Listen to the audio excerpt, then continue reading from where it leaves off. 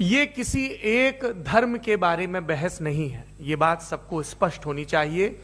किसी धर्म को महान बताने या किसी धर्म को कमतर बताने की ये बहस नहीं है। तो यदि कोई इस उम्मीद से देख रहा है या यहां आया है तो मैं आपको आश्वस्त करना चाहता हूं कि आपको नाउम्मीदी हाथ लगेगी। इस बहस में बहुत ज्यादा धार्मिक प्रतीकों के इस्तेमाल को लेकर भी ये दोनों लोग जो अभी आपको गंभीर दिख रहे हैं भले लोग हैं, कल शाम को चाय पर मिले थे, बहुत हंसी मजाक भी इनके बीच हुआ था और गलबैयां डालते हुए एक तस्वीर भी हुई थी। ये इस बात का प्रमाण है कि इंटरनेट पर जो हल्ला मचा हुआ है उसके मुकाबले ये दोनों लोग बहुत ही अच्छे शांत ढंग से बहस के लिए राजी हो गए हैं। ट्विटर की बातें ट्विटर तक सीमित, एलन मस्क आजकल उसको एक्स कहते हैं। और अब इस बहस की शुरुआत मैं इन विद्वानों का, हालांकि इनको परिचय की जरूरत नहीं पर हो सकता है, हमें पत्रकारिता में सिखाया जाता है कि नेवर अज्यूम, विज्ञान भी यही कहता है। मुफ्ती शमाइल नदवी साहब इस्लामिक विद्वान, शिक्षाविद हैं, कोलकाता के वाहियान फाउंडेशन के संस्थापक हैं, लखनऊ की प्रतिष्ठित दारुल उलूम नदवतुल उलमा से ग्रेजुएशन किया है, सोशल मीडिया और सार्वजनिक मंचों पर अध्यापन और बौद्धिक कामों में सक्रिय हैं और इस समय इंटरनेशनल इस्लामिक यूनिवर्सिटी मलेशिया से पीएचडी कर रहे हैं। अच्छी बात यह है कि पढ़ाई के साथ साथ ट्रैवल ब्लॉग भी बनाते हैं। पेट्रोनस टावर के सामने का ब्लॉग हमने देखा। हमारे साथ जावेद अख्तर साहब हैं। जावेद अख्तर साहब कवि हैं, शायर हैं, गद्य भी लिखते हैं, फिल्मों के लिए संवाद लिखे हैं, गीत लिखे हैं। इससे इतर ये वैज्ञानिक सोच को लेकर या अपने डिक्लेयर्ड एथिज्म को लेकर भी मुखर रहते हैं और अपने तहीं रैशनैलिटी की बात करते हैं। देवियों और सज्जनों, डज गॉड एग्जिस्ट? इस सवाल का जवाब सब अपने अपने तहीं खोजने की कोशिश कर रहे हैं। कोई इसको गॉड डैम पार्टिकल की खोज बताता है, कोई गॉड पार्टिकल की खोज बताता है, कोई हिग्स बोसान की खोज बताता है, कोई ये सवाल जवाब तलाशने की कोशिश करता है कि मास एग्जिस्टेंस में आखिर आया कैसे, हुआ क्या था, सृष्टि के पहले, समय के पहले क्या था। और कोई ये कहता है कि ये सारी खोजें जिस मस्तिष्क में हो रही हैं प्रकृति के क्रम में, वो कैसे विकसित हुआ। मैं उम्मीद करता हूं कि हम आज इन बुनियादी सवालों के कुछ जवाब हासिल करने में कामयाब हूं। मैं सबसे पहले मंच पर आमंत्रित कर रहा हूं मुफ्ती शमाइल नदवी साहब को। आइए सर जी।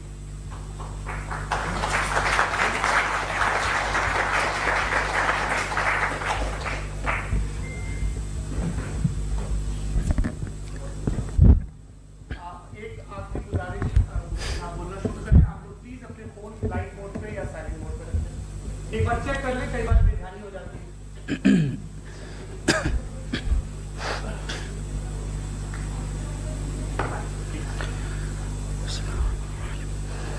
तमाम तारीफें उस क्रिएटर के लिए जिसने इस यूनिवर्स को एक मकसद के तहत पैदा किया है। रिस्पेक्टेड जनाब जावेद अख्तर साहब, मिस्टर सौरभ द्विवेदी और respected audience, thank you all for being here today. आज की डिबेट में चूंकि हम बात करने वाले हैं डज गॉड एग्जिस्ट के टॉपिक पर, तो ये एक ऐसा टॉपिक है जिसके मुताल्लिक कोई भी डिसीजन लेने के लिए अलग अलग स्टैंडर्ड्स हो सकते हैं। लिहाजा डिबेट के शुरू में यह जरूरी है कि हम ये जान लें कि आज के इस टॉपिक में कौन सा स्टैंडर्ड सही होगा और कौन सा गलत होगा। सबसे पहला स्टैंडर्ड जिसे मैं समझता हूं कि हमारे रिस्पेक्टेड जनाब जावेद अख्तर साहब बड़ी तेजी के साथ उसकी तरफ लपकेंगे, वो है साइंस। जबकि साइंस दर हकीकत खुदा के एग्जिस्टेंस को डायरेक्टली साबित करने या उसके एग्जिस्टेंस को डिनाई करने के लिए स्टैंडर्ड नहीं बन सकती। और उसकी वजह क्या है, ये मैं नहीं कह रहा, ये वो लोग कह रहे हैं जो साइंस के एक्सपर्ट्स हैं। नेशनल एकेडमी ऑफ साइंस कहती है science doesn't have the processes to prove और disprove the existence of God. Why? क्योंकि साइंस का ताल्लुक एम्पेरिकल एविडेंस से है और एम्पेरिकल एविडेंसेस का ताल्लुक हमारे नेचुरल और फिजिकल वर्ल्ड से है, जबकि गॉड नॉन फिजिकल और सुपर नेचुरल रियलिटी है। लिहाजा नॉन फिजिकल रियलिटी को आप उस टूल के साथ नहीं चेक कर सकते जिसका काम फिजिकल रियलिटी को तलाश करना है। लिहाजा आज इस डिबेट में गॉड की एग्जिस्टेंस को साबित करने या उसे डिनाई करने में साइंटिफिक एविडेंस को एक्सेप्ट नहीं किया जाएगा। दूसरा स्टैंडर्ड हो सकता है रेविलेशन, कि रेविलेशन के जरिए हम यह साबित करें कि गॉड एग्जिस्ट करता है या नहीं। लेकिन यह स्टैंडर्ड भी आज इररेलेवेंट है। क्यों? क्योंकि रेविलेशन मेरे नजदीक सोर्स ऑफ नॉलेज है, वैलिड सोर्स ऑफ नॉलेज है, लेकिन हमारे जावेद अख्तर साहब के नजदीक ये वैलिड सोर्स ऑफ नॉलेज नहीं है। लिहाजा आज की डिबेट में मैं एक भी एविडेंस किसी भी मजहबी स्क्रिप्चर से नहीं दूंगा, ताकि जावेद अख्तर साहब के लिए वो अनएक्सेप्टेबल ना हो। तीसरा जो मेयार हो सकता है वो है ऑब्जर्वेशन, कि भाई कोई कहे कि हमें खुदा दिखाओ, अगर है तो दिखाओ, या ये कि खुदा के एग्जिस्टेंस पर एम्पेरिकल एविडेंस दो, तो यह है दर हकीकत गलत टूल का इस्तेमाल करना। यह ऐसा ही है कि जावेद साहब मुझसे यह मुतालबा करें कि मुफ्ती साहब आप मेटल डिटेक्टर के जरिए प्लास्टिक डिटेक्ट करके दिखाएं। अब चूंकि प्लास्टिक डिटेक्ट नहीं हो पा रही है, लिहाजा plastic does not exist. No, you are using the wrong tool. इस टूल से प्लास्टिक को डिटेक्ट नहीं किया जाता। लिहाजा मैं समझता हूं कि गॉड के एग्जिस्टेंस पर एम्पेरिकल एविडेंस का मुतालबा करना एक बचकाना मुतालबा है, और हमारे रिस्पेक्टेड जनाब जावेद अख्तर साहब इस स्टेज से अब बहुत आगे निकल चुके हैं। अब बचता है एक ही स्टैंडर्ड, और वो स्टैंडर्ड है अक्ल, लॉजिक, रीजनिंग। और यही वो स्टैंडर्ड है जिसके तहत गॉड की एग्जिस्टेंस को साबित किया जाएगा या गॉड की एग्जिस्टेंस को डिनाई किया जाएगा। लेकिन चूंकि ये बहुत इंपॉर्टेंट और सेंसिटिव टॉपिक है, इसलिए लॉजिकल आर्ग्यूमेंट भी ऐसा होना चाहिए जो डेफिनेटिव हो, इनडेफिनेटिव ना हो, जो 2 और 2 4 की तरह बिल्कुल वाजे हो, जिसे लॉजिकली रिजेक्ट करना पॉसिबल नहीं हो। फॉर एग्जाम्पल हम कहें हमारे रिस्पेक्टेड मिस्टर सौरभ साहब, ये एक इंसान है और तमाम इंसान कॉन्शियस बीइंग है, लिहाजा नतीजा क्या निकला, हमारे सौरभ साहब भी कॉन्शियस बीइंग है। क्या ये इनडेफिनेट आर्ग्यूमेंट है या डेफिनेट आर्ग्यूमेंट है? ये डेफिनेट आर्ग्यूमेंट है। ये 2 और 2 की तरह वाजे है, इसमें किसी तरह जो है लॉजिकली इसको रिजेक्ट नहीं किया जा सकता। तो अगर आज हमारे जावेद अख्तर साहब ऐसी कोई अकली दलील और लॉजिकल एविडेंस दें खुदा के ना होने पर जो डेफिनेट भी हो, तो मैं ये ऐलान करता हूं कि यकीनन मैं उस एविडेंस को कबूल करूंगा और उस पर गौर करूंगा। लेकिन साथ में यह भी ऐलान कर देता हूं प्रेडिक्शन के तौर पर कि ऐसा कोई डेफिनेट आर्ग्यूमेंट कोई नहीं पेश कर सकता। दलील हम देंगे और डेफिनेटिव दलील देंगे, लॉजिकल दलील देंगे, ऐसी दलील देंगे जो एंटायर एथिस्टिक वर्ल्ड उसे रेफ्यूट नहीं कर सकती। चलें अब हम एक एग्जाम्पल सोचते हैं, एक सिनेरियो, सिंपल सिनेरियो, तमाम ऑडियंस से गुजारिश है, हम और आप एक आइसोलेटेड आइलैंड पर हैं, ऐसा आइलैंड जहां पे हमसे पहले कोई कभी नहीं गया। चलते चलते आपके सामने अचानक आपने देखा एक पिंक कलर की बॉल पड़ी हुई है। सबसे पहला सवाल आपके जहन में क्या आएगा कि यह बॉल यहां क्यों आई, कैसे आई, ये पिंक कलर की ही क्यों है, कोई और कलर भी हो सकता था, ये इसी शेप में क्यों है, कोई और शेप भी हो सकता था। नेचुरली आप इस तरफ पहुंचेंगे कि कोई ना कोई है जिसने इन स्पेसिफिक प्रॉपर्टीज के साथ इस बॉल को बनाया है और यहां पे रखा है। चूंकि आप जानते हैं कि ये जो बॉल है इसका एग्जिस्ट करना जरूरी नहीं है, ये एग्जिस्ट कर भी सकती थी, नहीं भी कर सकती थी, और एग्जिस्ट करना ही था तो किसी और फॉर्म में करती, किसी और कलर में करती। अब आप इस बॉल को एक्सपैंड करते चले जाएं, एक्सपैंड करते चले जाएं, एक्सपैंड करते चले जाएं, यहां तक कि ये बॉल यूनिवर्स के साइज की हो जाए। बताइए कि क्या साइज के बढ़ जाने से सवाल बदल जाएगा? हरगिज नहीं बदलेगा। अभी भी सवाल रहेगा, ये यूनिवर्स कहां से आया, इन स्पेसिफिक प्रॉपर्टीज के साथ कहां से आया, क्यों आया, किसने बनाया, यह सवाल उस वक्त भी वैलिड रहेगा। लेकिन यह सवाल अगर हम जनाब जावेद अख्तर साहब से करें तो चूंकि इनका वर्ल्ड व्यू एथिस्टिक है, और सिर्फ इनका नहीं, मतलब जितने भी एथिस्ट हैं और एथिस्टिक वर्ल्ड व्यू को रखने वाले से अगर आप ये सवाल करें कि ये यूनिवर्स कहां से आया, तो इनका जवाब या तो आर्ग्यूमेंट फ्रॉम इग्नोरेंस होगा या डॉगमेटिक होगा। या तो ये कहेंगे कि मुझे नहीं पता कि ये कहां से आया, लिहाजा गॉड डज नॉट एग्जिस्ट, ये आर्ग्यूमेंट फ्रॉम इग्नोरेंस है, या ये कहेंगे कि ये यूनिवर्स खुद ब खुद बन गया। इसका मतलब यह है कि उस बॉल को भी खुद ब खुद बन जाना चाहिए, लेकिन बॉल के ताल्लुक से ये एक्सप्लेनेशन एक्सेप्ट नहीं की जाएगी कि खुद ब खुद बन गई, लेकिन यूनिवर्स के ताल्लुक से कर दिया जाएगा। इसे हम दूसरे अल्फाज में डॉगमा भी कह सकते हैं। दूसरी चीज, हमारे जावेद अख्तर साहब जरूर गॉड ऑफ गैप्स की मिसाल भी जरूर देंगे और मिसाल देंगे कि पहले जमाने में बिजलियां कड़कती थी तो लोगों ने किसी एक खुदा की तरफ और बारिश होती थी तो दूसरे खुदा की तरफ मंसूब कर दिया, उनके पास दलील नहीं थी। यह हमारा वर्ल्ड व्यू है ही नहीं, यह हमारा वर्ल्ड व्यू है ही नहीं, क्योंकि नेचुरल फेनोमेना के प्रोसेस की इंटरप्रिटेशन को जान लेने से यह कहां से साबित हो गया कि गॉड एग्जिस्ट नहीं करता है। इस पर मैं इंशाअल्लाह अभी आगे बात करूंगा।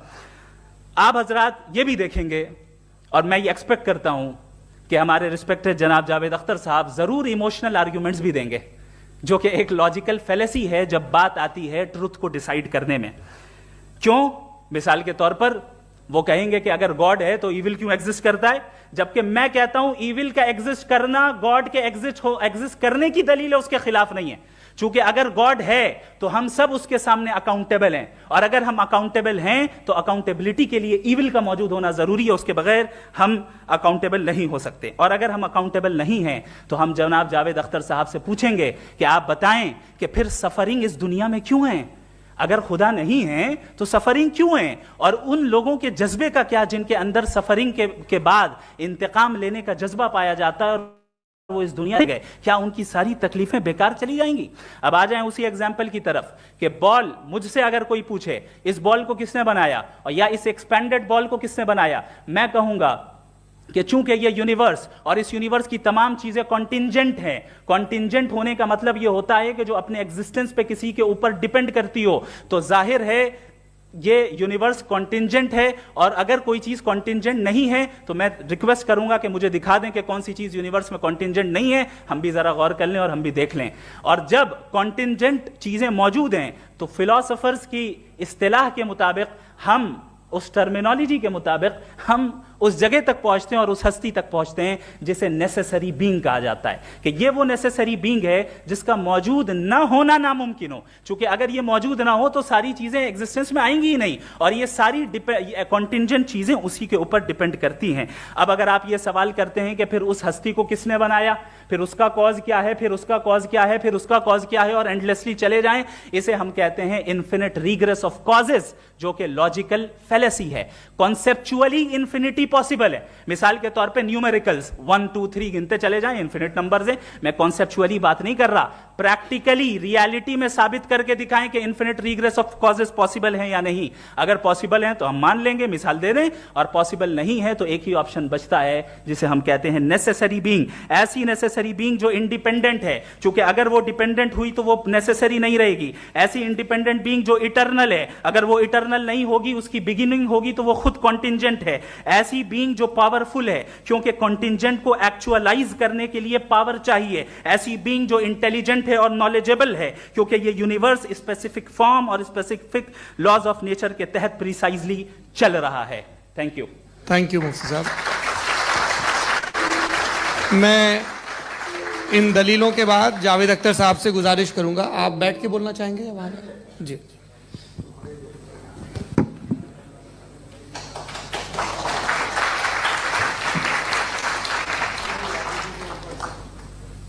पहले तो मैं मुफ्ती साहब को एक अच्छी खबर देना चाहूँगा कि मेरी नॉलेज साइंस के बारे में बड़ी मामूली है, तो आप फिक्र ना करें उसकी, लेकिन कुछ कॉमन सेंस है मुझ में। देखिए, ये खुदा का तस्वुर कोई नया तस्वुर नहीं है, ये सदियों से रहा है। ये कुछ रिलीजन 3000 साल पुराने होंगे, 4000 साल पुराने होंगे, लेकिन इंसान कोई 10,000 12,000 साल से एग्जिस्ट करता है होमो सेपियन की शक्ल में, और हमेशा कुछ ना कुछ मज़हब रहे। ये मज़हब जाहिलों के नहीं थे, ये मज़हब एक ऐसी ग्रीक सोसाइटी के थे जहाँ बड़े बड़े फिलोसफर पैदा हुए। ये मज़हब इजिप्शियंस के थे जिन्होंने पिरामिड्स बनाए थे। ये रोमन्स के थे कि जिनका आर्किटेक्चर और सेनेट यानी पहली बुनियाद डेमोक्रेसी की, लिमिटेड थी मगर डेमोक्रेसी थी, ये उन लोगों ने किए थे। तो इनका जो जुपिटर था, रा था, ज़्यूस था, उन्हें उस पर इतना ही एतमाद था जितना आज किसी मजहबी आदमी को अपने खुदा पे होगा। क्रिश्चियनिटी आने से पहले यूरोप में एक मजहब था, जर्मेनिक रिलीजन। उसका एक खुदा था, उसकी एक बीवी थी, उसके 2 बेटे थे, एक बेटी थी। फिर जर्मनी में जब यूरोप में क्रिश्चियनिटी आई तो वो खुदा, उसकी बीवी और पूरे ख़ानदान चला गया। तो हमने, अगर हम हिस्ट्री देखें तो खुदा जो है वो ज़्यादातर फ़नी है, वो हमेशा रहे नहीं। और वो जो लोग इन्हें मानते थे उनको आप कहें वो तो जाहिल थे, उन्हें तो कुछ पता ही नहीं था। ऐसा नहीं है, वो अपने वक्त में बड़े काबिल लोग थे और अपने वक्त में उन्होंने बड़े बड़े काम किए हैं। फिलोसफर्स थे, साइंटिस्ट थे, लेकिन उनका मजहब कहाँ गया, उनके खुदा कहाँ गए? आज जो खुदा हैं दुनिया में लोग उन्हें मानते हैं। आपको क्या मालूम कि कितने बरसों के बाद क्या होने वाला है? हम यूरोप में देखते हैं तो चर्च खाली हैं। तो वक्त के साथ चीज़ें बदलती हैं। जहाँ तक इसका ताल्लुक है मजहबों का, हर मजहब आपसे एक चीज़ मांगता है, फेथ। ये फेथ क्या चीज़ होती है? What is the difference between faith and belief? ये तो बहुत ही अहमखाना बात होगी कि कोई आदमी कहे साहब अगर खुदा है तो मुझे दिखाइए। ये तो जाहिलाना बात हुई। मैंने तो नॉर्थ पोल नहीं देखा है, मगर मैं मानता हूँ कि नॉर्थ पोल है। मैं क्यों मानता हूँ? इसलिए कि अगर ये दुनिया राउंड है तो उसका कोई टॉप होगा। कुछ लोग हैं जो वहाँ गए भी हैं, कॉमन सेंस कहता है कि ऐसा होगा, सबूत है, गवाह है, रीज़न है। तो ये मेरा फेथ नहीं है। तो फेथ में और बिलीफ में डिफरेंस क्या है? जो मजहब मांगता है आपसे, हर मजहब फेथ मांगता है। फेथ का मतलब ये है कि ना कोई गवाह हो, ना कोई सबूत हो, ना कोई रैशनल हो, ना कोई लॉजिक हो, ना कोई प्रूफ हो, मगर तुम एक बात को मानो। ये है फेथ। वरना बिलीफ होता। अगर इसमें कुछ भी सबूत होते, गवाह होते, तो फिर इसे आप बिलीफ कहते। जैसे मेरा बिलीफ है कि नॉर्थ पोल है, मेरा फेथ थोड़ी है। फेथ इन तमाम शर्तों को रद्द करता है। तो फिर स्टुपिडिटी क्या है? अगर मैं एक बात ऐसी मानूं जिसकी ना कोई लॉजिक है, ना कोई रैशनल है, ना कोई प्रूफ है, ना कोई गवाह है, ना कोई सबूत है, और मैं उसे मानूं, तो ये स्टुपिडिटी हुई। इसे ही भाई कल को मैं यकीन कर लूं कि एलॉन मस्क जो है मेरा भाई है, तो मुझे इंतहाई खुशी होगी, सुकून भी बहुत मिलेगा मुझे। लेकिन और कहे भाई क्यों मानते हो, क्या सबूत है भाई, वो तो अमेरिकन है और तुम तो इंडियन हो, वो तो नस्ल लगे, तुम्हें कभी मिले भी नहीं। साहब देखिए मेरा फेथ है, इस पर बात न किया। फेथ का मतलब ही यह है कि आप प्रूव नहीं कर सकते।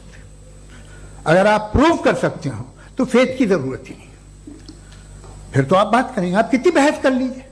अल्टीमेटली दुनिया का हर मजहब फेथ पे टिका है, और फेथ का मतलब है एक ऐसा यकीन जिसका कोई सबूत, कोई गवाह, कोई रैशनल नहीं। अब आप ये कहें, क्या आप ये क्यों कह रहे हैं कि साहब ये कायनात किसने बनाई? कमाल ये है कि आपने बताया कि एक आइलैंड पे गए और एक बॉल देखी। आपने ये नहीं कहा कि आइलैंड किसने बनाया, आपको सिर्फ बॉल पे हैरत हुई। हमने आइलैंड पे हमने हैरत नहीं की, होते हैं आइलैंड। इसी तरह ये आइलैंड है, सितारे, ये गैलेक्सीज, ये सब आइलैंड हैं, खला में। हम उन्हें टेकन फॉर ग्रांटेड लेते हैं, हम पूछते नहीं किसने बनाए। आपने जजीरे के बारे में भी नहीं पूछा है। मेरी पैदाइश कैसे हुई? क्या मैं प्लान पैदा हुआ था? I was plan to be born, या एक लकी स्पर्म था जो किसी एग से चिपक गया? मेरी पैदाइश रैंडम। और इंसाफ जिसे आप कहते हैं, इंसाफ का तो नेचर से कोई वास्ता ही नहीं है। जो आप कहते हैं कि एक दिन इंसाफ मिलेगा, इंसाफ is a human concept, nature में कोई इंसाफ नहीं। अगर शेर हिरन को खा जाता है तो उसे कोई सजा नहीं मिलती।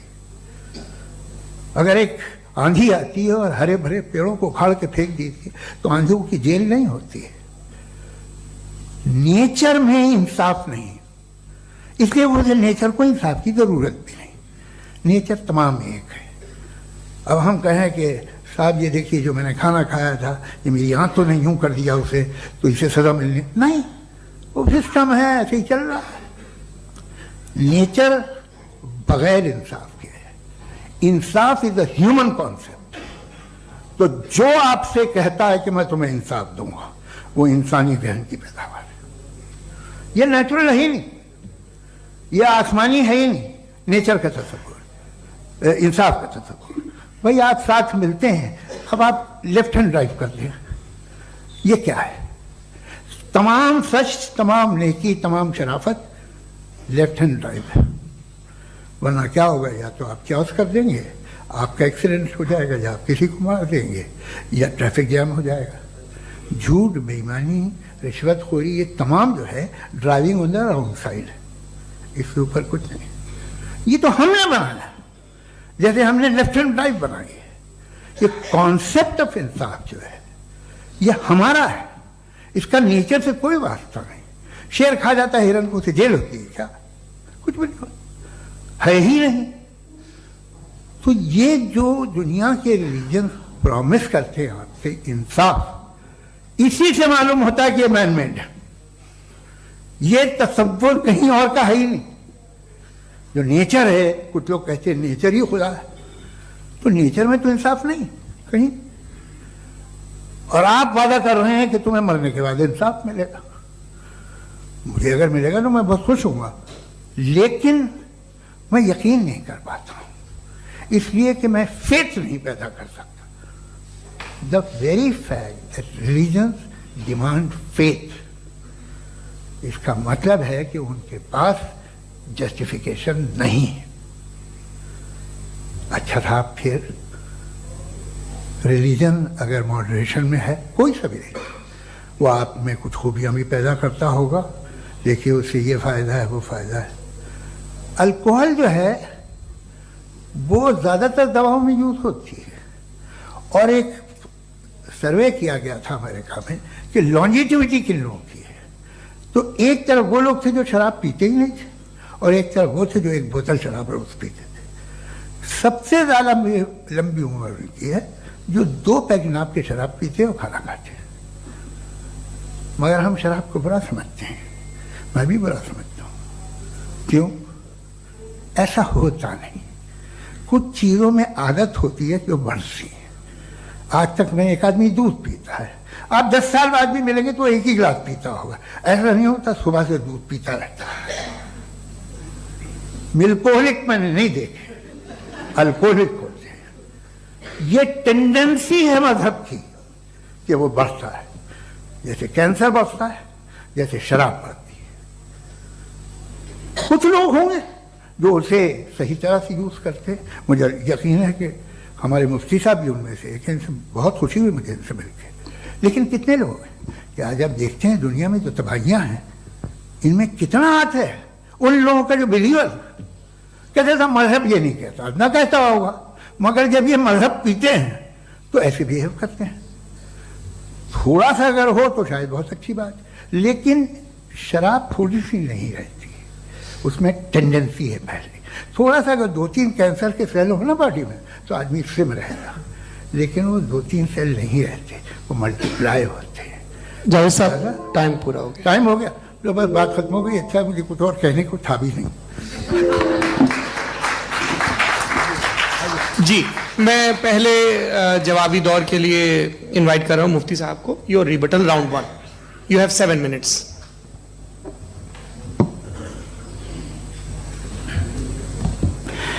Thank you very much Javed साहब। आपकी बात को सुनकर बड़े महजूज हुए हम लोग। महजूज, डू यू अंडरस्टैंड?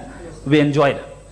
ओके, अब थोड़ा सा लॉजिकली उसको हम लोग देखते हैं। दरअसल हम लोगों ने कल गुजारिश की थी मुफ्ती साहब से भी, जावेद साहब से भी, कि हिंदुस्तानी जबान आम फहम सबको समझ में आ जाए, और जहां कहीं आप मुश्किल शब्द इस्तेमाल करें वहां बताते भी चलें।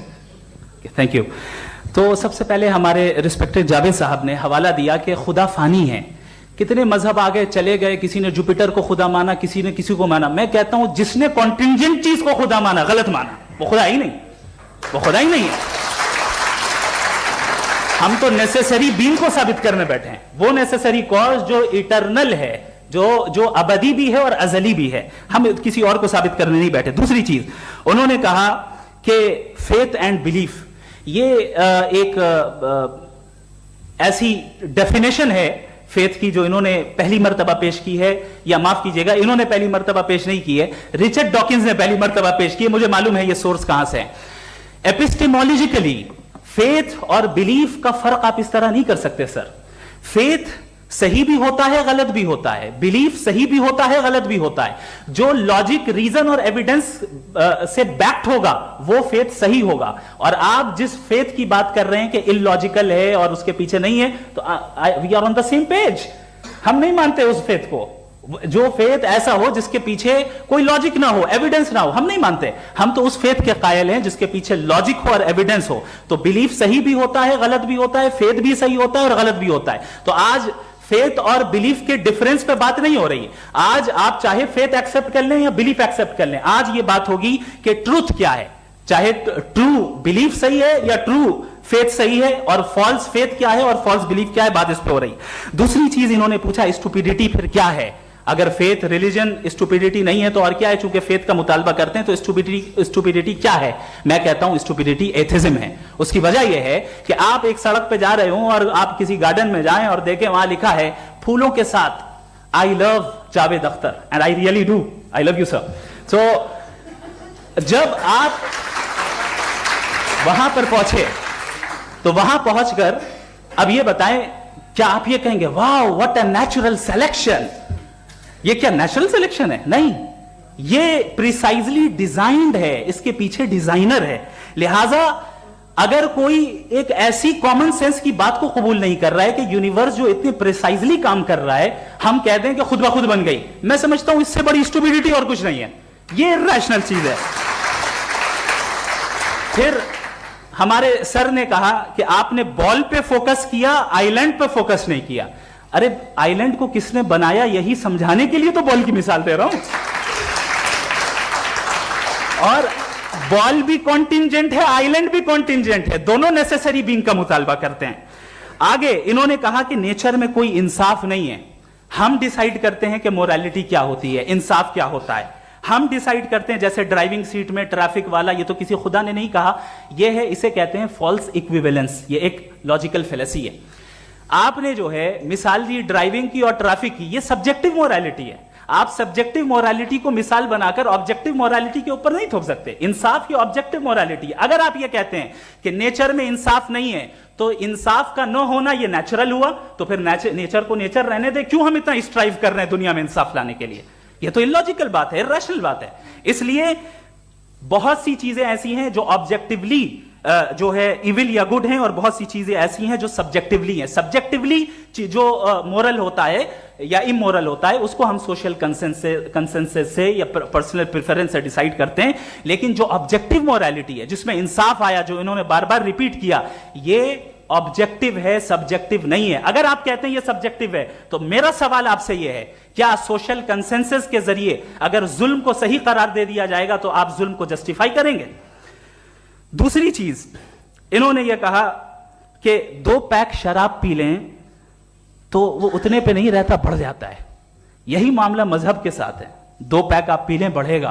तो ये एक ऐसी मिसाल है, इसको कहीं भी फिट कर लें कि आप एथिज्म पे जब फिट करें, जब आप 2 पैक एथिज्म का लेंगे ना, तो वो बढ़ बढ़ के नॉर्थ कोरिया बनेगा। Thank you.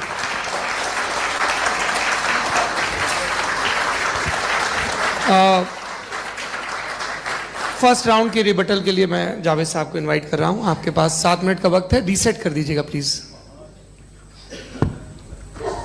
मुझे इस बात की खुशी है कि मुफ्ती साहब ने भी मान लिया कि नेचर में कोई इंसाफ नहीं है।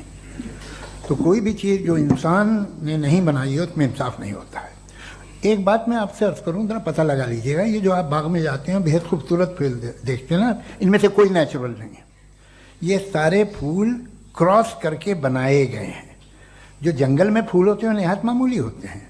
ये फूल इंसानों ने बनाए हैं। जो आप बाग में देख के वाह वाह कहते हैं, ये इंसानों के बनाए हुए हैं। डिफरेंट फूलों को क्रॉस करके, डेवलप करके, फिर क्रॉस करके इस तरह से बनाए गए। नेचुरल फ्लावर नहीं। किसी जंगल वीरान में जाके आप गुलाब के फूल नहीं देखेंगे। ये सब बनाए हुए इंसान ने, बहुत से काम इंसान ने किए हैं। बाकी है कि आपने मेरी एक बात का जवाब नहीं दिया, जिससे मुझे शिकायत है कि फेथ क्या है और आप फेथ मांगते क्यों हैं मुझसे? आप तो लॉजिकल हैं, आपके पास तो सारे रैशनल्स हैं, आपके पास सारे सबूत हैं, तो आपको फेथ की डिमांड क्यों करते हैं कि भाई तुम सरेंडर कर दो और सवाल मत करो?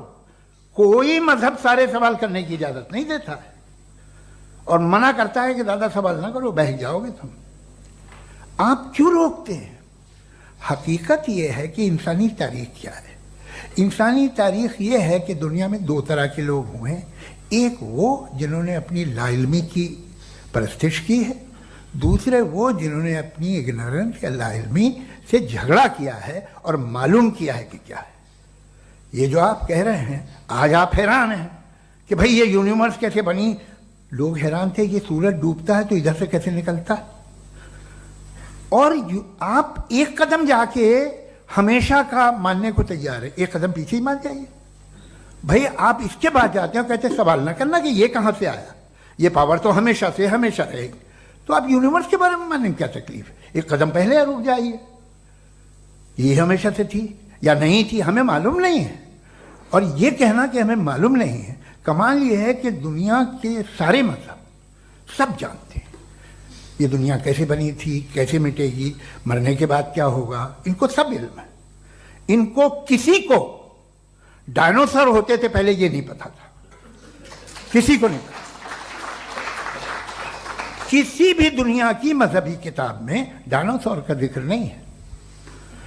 लेकिन बाकी सब बातें, how to make universe in 4 easy lessons and बाकी सब पता है। जिसको सब पता है वो गड़बड़ है। हम में ये इंकिसार, ये ह्यूमिलिटी होनी चाहिए कि हम ये कहें कि हमें ये बहुत सारी बातें नहीं मालूम, लेकिन हम उनकी परस्तिश ना करें, अपनी लाइल्मी को की परस्तिश ना करें, हम उसे पता लगाने की कोशिश करें। जिस दुनिया में आप बैठे हैं सर, ये हॉल जो है, ये इलेक्ट्रिसिटी जो है, ये माइक जो है, जिस हवाई जहाज से आप आए थे, वो जिस कार से आप यहाँ आए हैं, ये सब उन लोगों की बनाई हुई है जिन्होंने सवाल किए थे। ये दुनिया जिसमें आप आज आराम से हैं, ये उन लोगों की बनाई है कि जिन्होंने सवाल किए थे। और हर स्टेज पे इन सवालों को मकरूह कहा गया था, गलत कहा गया था। आप जरा तारीख पढ़िए, एक बड़ी दिलचस्प किताब है बर्ट्रैंड रसेल की, जिसमें उसने रिलीजन एंड साइंस कि कब से रिलीजन जो है साइंस के अगेंस्ट है। और हद तो यह है कि भाप के इंजन के खिलाफ थे, स्टीम इंजन के भी खिलाफ थे, और फतवे हुए उन पे, वेटिकन ने दिए। तो ये हमेशा, अभी जैसे ही ये राइट विंगर आते हैं अमेरिका में पावर में, तो वो जो अपना ये क्या बोलते हैं उसे, सीड क्या बोलते हैं, सीड क्या जो, हाँ नहीं सीड जो होते हैं जिन पे जी नहीं भाई, वो जो ह्यूमन बॉडी के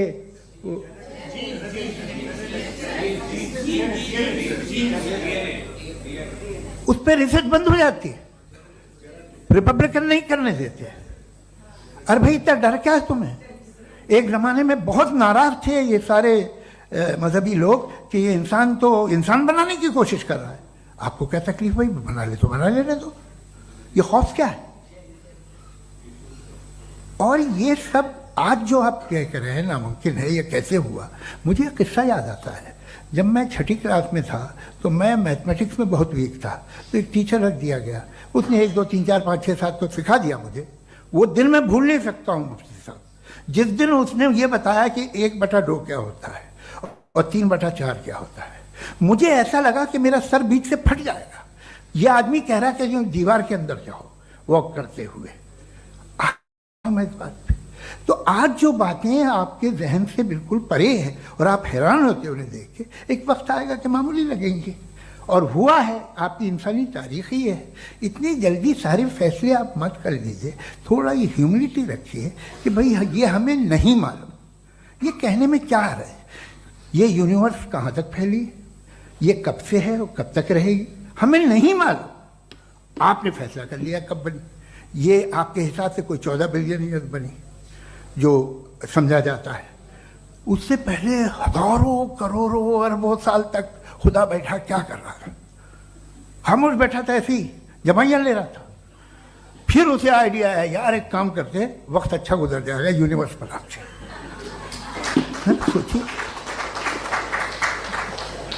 वो तो हमेशा से है ना, मगर यूनिवर्स हमेशा से नहीं है, ये तो बनाई गई है। और उससे पहले क्या था, इनका क्या काम था? कैसी बात है, ये बड़ा आसान है। जो बात हमें आज धीरे धीरे पता चली है, बरसों 2000 और 2500 साल पहले आपको किसी ने बता दिया कि क्या था, आप मान गए, और तब से वही मान रहे हैं जो 2500 साल पहले कहा गया था। सब कुछ बदल गया है, सॉल्व हो रही हैं चीज़ें।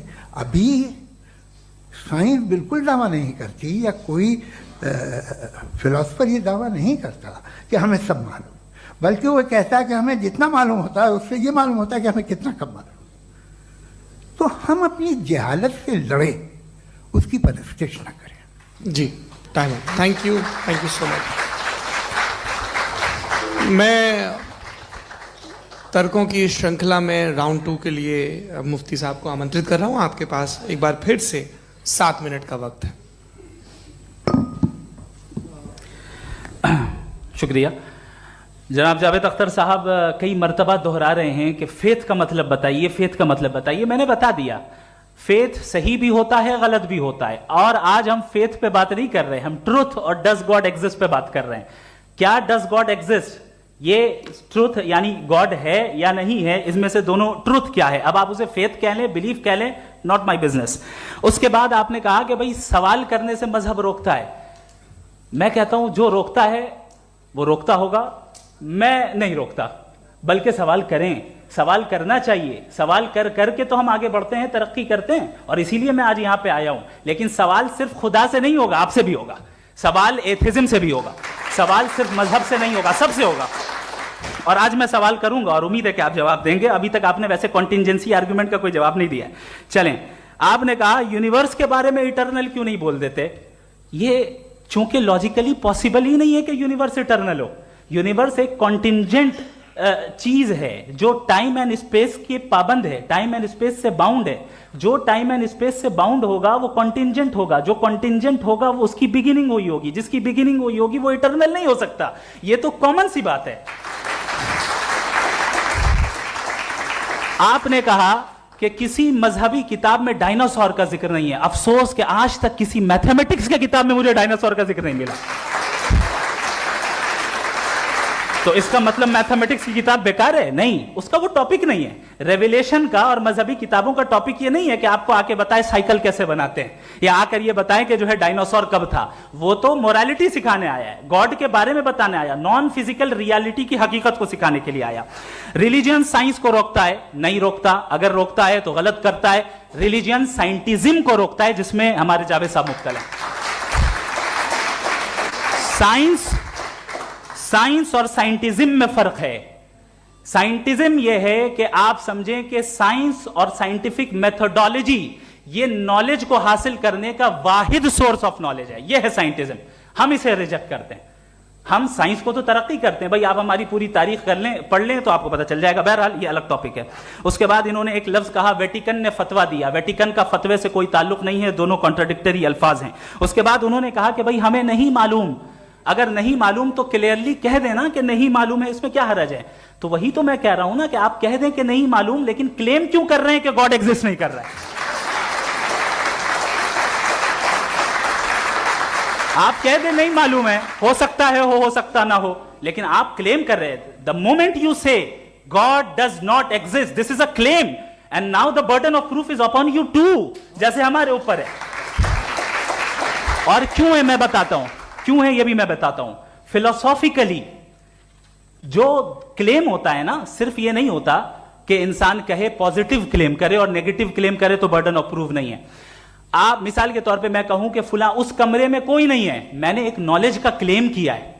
उस कमरे में कोई नहीं है, मैंने एक नॉलेज का क्लेम किया। या तो मैं कहूं मुझे नहीं पता, हो भी सकता है नहीं भी हो सकता है, this is not a claim. लेकिन जब मैं कह रहा हूं कि वहां कोई नहीं है, या मैं कह रहा हूं वहां कोई है, दोनों क्लेम है और दोनों के ऊपर बर्डन ऑफ प्रूफ है। हमारे ऊपर भी बर्डन ऑफ प्रूफ है। मैंने कंटिंजेंसी आर्ग्यूमेंट दिया, इसे तोड़कर दिखाइए।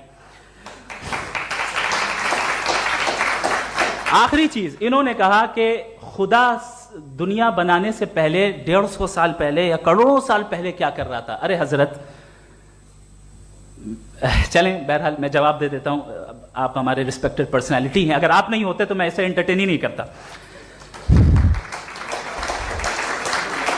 टाइम, ये 100 साल पहले या 100 साल बाद, पहले बाद में अभी, ये वो अल्फाज हैं जिनका ताल्लुक टाइम से है। टाइम शुरू ही हुआ है यूनिवर्स की बिगिनिंग के बाद, तो उसके पहले खुदा क्या कर रहा था? सवाल इलॉजिकल है, ये फेलेसी है। यानी आप ये कह रहे हैं कि यूनिवर्स के बनने से पहले खुदा क्या कर रहा था? टाइम के बनने से पहले, पहले का ताल्लुक टाइम से, टाइम उस वक्त था ही नहीं, तो ये सवाल ही इनवैलिड है खुदा के ताल्लुक से। दूसरी चीज, आर्ग्यूमेंट ऑफ कंटिंजेंसी जो मैंने आपके सामने पेश की है, आपने बार बार ये प्रूफ किया और ये कह रहे हैं कि गॉड ऑफ गैप्स। देखिए, पहले नहीं मालूम था, साइंस ने कर दिया। सिंपल्स की मिसाल से मैं समझा देता हूं। जिस गैप्स की आप बात कर रहे हैं ना, साइंस उन गैप्स को जिन चीज के जरिए भी प्रूव करेगा वो कॉन्टिंजेंट ही होगा, अब चाहे वो फोर्स हो, मैटर हो या एनर्जी हो। लिहाजा सवाल हमारा उस वक्त भी वैलिड होगा जब तक कि आप नेसेसरी बीइंग पे ना आ जाएं, और इन्फिनिट रिगरेस पॉसिबल नहीं है of causes in practical world, तो जाहिर है कहीं रुकना पड़ेगा, जहां रुकेंगे वही खुदा है। दूसरी चीज, आपने ये कहा, क्या कह रहा था मैं, किस पॉइंट को? What? Oh no, after that, just now. हाँ, जहां रुकेंगे वही खुदा है। बहरहाल, तो टाइम का जिक्र हो गया, गॉड ऑफ गैप, सॉरी, या इसकी एक मिसाल आप ले लें। एक कार है, एक साहब ने देखा कि भाई कार जो है उसके व्हील्स कितने अच्छे लगे हुए हैं सही जगह पे, स्टीयरिंग जो है कितने अच्छे जगह पे लगी हुई है, और सीट्स कितने वेल डिजाइंड है, कितनी प्रिसाइजली ये कार काम कर रही है, तो जरूर कोई ना कोई इसे क्रिएट किया है, किसी ने क्रिएट किया है। अब जावेद साहब आए और कहे, अरे जनाब बोनेट खोलिए, इसमें इंजन है, इंजन इस कार को चला रहा है, hence prove no one has created the car. This is illogical, this is irrational. आपने इंजन के जरिए उस गैप को तो साबित किया, लेकिन क्या उससे कार की जो क्रिएशन है और उसका जो क्रिएटर है ये इम्पॉसिबल हो जाए? ऐसा पॉसिबल है? उसका सवाल खत्म हो जाए, ऐसा पॉसिबल है? नहीं। आपने गैप्स को फिल करके, कॉन्टिंजेंट चीजों से गैप्स को फिल करके हमारे ऑब्जर्वेशन को और ब्रॉड कर दिया। अब हमें और पता चल गया कि ये जो कार है इसका सिस्टम कितना ज्यादा कॉम्प्लेक्स है। पहले कम समझते थे, अब कॉम्प्लेक्सिटी और ज्यादा वाजे हो गई। अब हमें समझ में आ रहा है कि हमारी सर्टेनिटी और बढ़ गई कि जरूर इस कार को किसी ना किसी ने बनाया। यही मामला यूनिवर्स का है। साइंस हमेशा फिजिकल वर्ल्ड की चीजों को ही फिल करती जाएगी और फिजिकल चीजों से ही करती जाएगी, चूंकि एम्पेरिकल एविडेंस का ताल्लुक फिजिकल वर्ल्ड से है। आप साइंस के जरिए मेटाफिजिकल रियलिटी को कभी साबित नहीं कर सकते। ये रॉन्ग टूल का इस्तेमाल करना है। ये वही काम है कि आप मेटल डिटेक्टर से प्लास्टिक डिटेक्टर करने चलें, जो कि जाहिर है सही नहीं है। Thank you.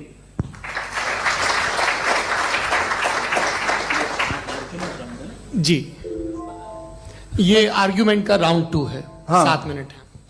पहले तो मैं आपसे अर्ज करूं कि आपने कहा कि जब कायनात ही नहीं थी तो वक्त भी नहीं था, कुछ भी नहीं था। कैसे नहीं था? खुदा था, एक एग्जिस्टेंस तो था ना खुदा का। तो जब खुदा था तो वक्त भी होगा। ऐसा नहीं है कि कुछ भी नहीं था, खुदा था। अच्छा, बाकी एक आपने कहा साहब आप साबित कीजिए, आपके पास भी लॉजिक है या मेरे पास भी लॉजिक है। आप मेरा जिम्मेदारी नहीं है साबित करना कि खुदा है। बर्टन रसल ने बड़ी अच्छी बात कही।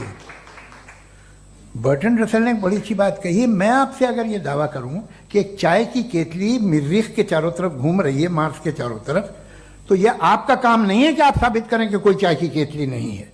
ये मेरा काम है, मैंने दावा किया है। ये दावा तो मजहबी लोग करते हैं कि खुदा है। मैं क्यों साबित करूं कि नहीं है? जब तक आप मुझे कन्विंस नहीं कर देंगे मैं नहीं मानूंगा। आपकी जिम्मेदारी है, मेरी जिम्मेदारी नहीं है। दोयम ये कि ये जो आप कह रहे हैं, जो गैप्स हैं, ये गैप जब जब किसी मजहब को चैलेंज करते हैं, जब ऐसा कोई बात आती है तो हंगामा हो जाता है कि जब वो चैलेंज करें किसी फेथ को। ये तमाम साइंस जो है इसे मुख्तलिफ जगहों पे मुख्तलिफ वक्तों में मजहब ने रोकने की कोशिश की है। ये किताब है religion and science, Burton Russell की, पढ़िएगा, अच्छी लगेगी आपको।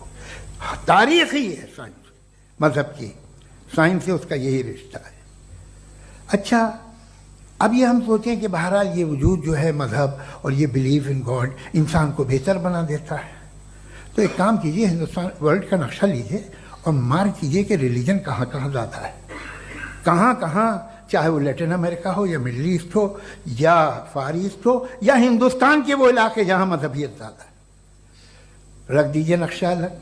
अब दूसरा नक्शा कि कहाँ कहाँ नाइंसाफ़ी, रिप्रेशन, औरतों के हुकूक की पामाली, जुल्म, डिक्टेटरशिप कहाँ है, नक्शा एक ही होगा। तो आप मुझे बताएं कि जो इसका तरकीब इस्तेमाल क्या है, खुदा का तरकीब इस्तेमाल तो बताइए। आप छोटी सी दवा सड़क पे बेचते हैं उसकी भी तरकीब इस्तेमाल बताते हैं। इसके इस्तेमाल से तो फायदे नहीं हुआ किसी को। जो सारे के सारे खराब मुल्क हैं, खराब समाज है, वो सारे जुल्म खुदा के नाम पे करते हैं। वो गलत करते हैं, सही करते हैं, मुझे क्या लेना देना उससे। इस्तेमाल से मालूम होता ना। एक विस्की की बोतल कभी शायद देखी हो आपने, लाल रंग की होती है, उस पर रोशनी वोशनी पड़ी, इंतहाई खूबसूरत लगती है, क्या बिगाड़ रही है किसी का। उसका इस्तेमाल गलत है, इसलिए आप उसे नापसंद करते हैं। इसका इस्तेमाल गलत है, इस तसव्वुर का इस्तेमाल ही गलत है और हमेशा से गलत हुआ है। आप देख लीजिए, इंसानी तारीख देख लीजिए, आज देख लीजिए, हिंदुस्तान देखिए, दुनिया देख लीजिए क्या हो रहा है। इसे कैसे इस्तेमाल कर रहे हैं। फेथ वाले लोग क्या फेयर हैं, जस्ट हैं, जो अपने खुदाओं पे यकीन रखते हैं, वो किस तरह के लोग? वो लोगों को इंसाफ देते हैं, वो बेहतर इंसान बने। तो इस दवा का फ़ायदा क्या है? चलो बहुत फ़ायदा हो रहा तो मैं इस्तेमाल कर लूँगा, मैं मुझे तो इस दवा का कोई फ़ायदा दिखता ही नहीं। मुझे तो ऐसा लगता, मैं एक और बात बताऊँ, अगर कोई आदमी मजहबी है और अच्छा आदमी है तो मैं उसकी बहुत इज्जत करता हूँ, इसलिए कि मेरा ख्याल है मजहबी आदमी का अच्छा होना मुझसे अच्छा होने से ज़्यादा मुश्किल है। भाई हर चीज़ की एक लिमिट है। आप इतना भाग सकते हैं, इतना नहीं भाग सकते, इतना वजन उठा सकते, इतना नहीं उठा सकते, इतना दूर देख सकते हैं, इतना दूर नहीं देख सकते। उसी तरह कॉमन सेंस कहता है कि आप में नेकी का भी एक कोटा होगा। अब आप अगर सुबह जाते हैं अपनी इबादत गाह और इबादत करते हैं, तो बाहर निकलते हैं तो आप तो यही महसूस करते हैं कि आपने एक बहुत अच्छा काम किया, आपकी नेकी का एक बहुत बड़ा कोटा खर्च हो गया जिससे किसी का कोई फ़ायदा नहीं हो। मैं तो नहीं जाता हूँ तो मुझे तो किसी को खाना खिलाना पड़ेगा, किसी बेवा की मदद करनी पड़ेगी। मैं अपना कोटा कैसे कंज्यूम करूं? आप अपना कोटा, सारे मजहबी लोग इंतहाई यूजलेस कामों में यूज करते हैं। उसके बाद भी अगर आप में बच्ची है थोड़ी सी शराफत, तो भाई वाह क्या बात है।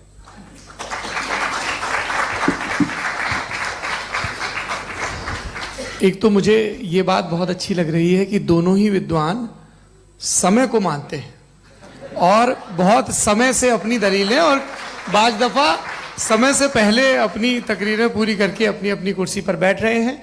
ये इस आर्ग्यूमेंट का राउंड 2 पूरा हुआ। अब रिबटल का राउंड 2 है और उसके बाद क्रॉस एग्जामिनेशन होगा। नहीं, आपका आर्ग्यूमेंट हो गया सर। हमारे यहाँ स्कूल के सिलेबस में पंच परमेश्वर कहानी पढ़ाई जाती है, प्रेमचंद जी की लिखी हुई। आप निश्चिंत रहिए, आपके कोई राउंड में मिस नहीं होने दूंगा। रिबटल का राउंड 2 मुफ्ती शमाइल नदवी साहब।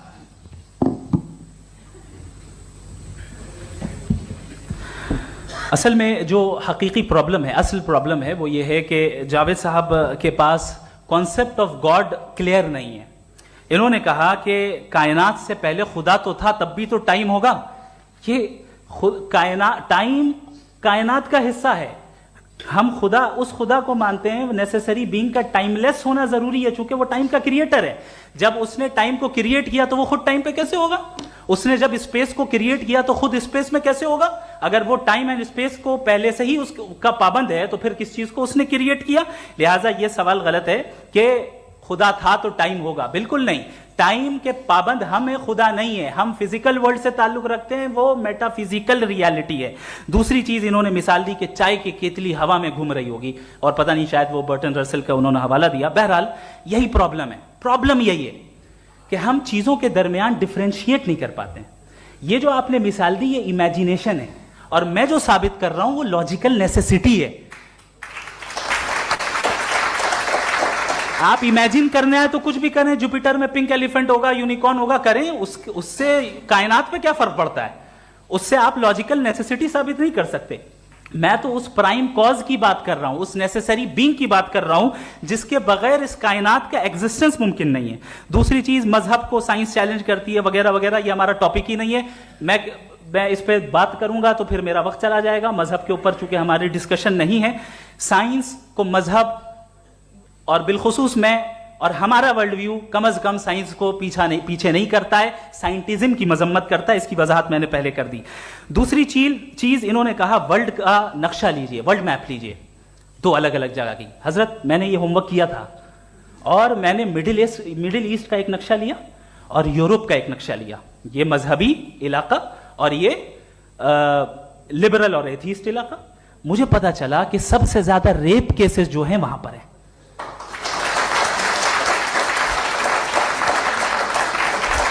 मुझे ये पता चला यूएन की रिपोर्ट के मुताबिक, मैं ये अपने घर से नहीं लेके आ रहा, कि जो वर्किंग वुमेन है यूरोपियन कंट्रीज में, उसमें 81% वुमेन सेक्सुअल हैरेसमेंट का वर्क में शुमार हो रही है। ये मिडिल ईस्ट में नहीं हो रहा है, वो मजहबी लोग हैं इसलिए नहीं हो रहा है। दूसरी चीज, आपने ये कहा कि मजहबी आदमी का अच्छा होना हमारे अच्छे होने से बहुत मुश्किल है, बहुत मुश्किल है। तो इसका मतलब यह है कि गॉड के अलावा आपके पास अच्छे और बुरे का कोई स्टैंडर्ड है। मैं चाहूंगा कि कन्वर्सेशनल स्टाइल वाली डिस्कशन और सेगमेंट पे इसी पे बात कर लेते हैं। Thank you very much.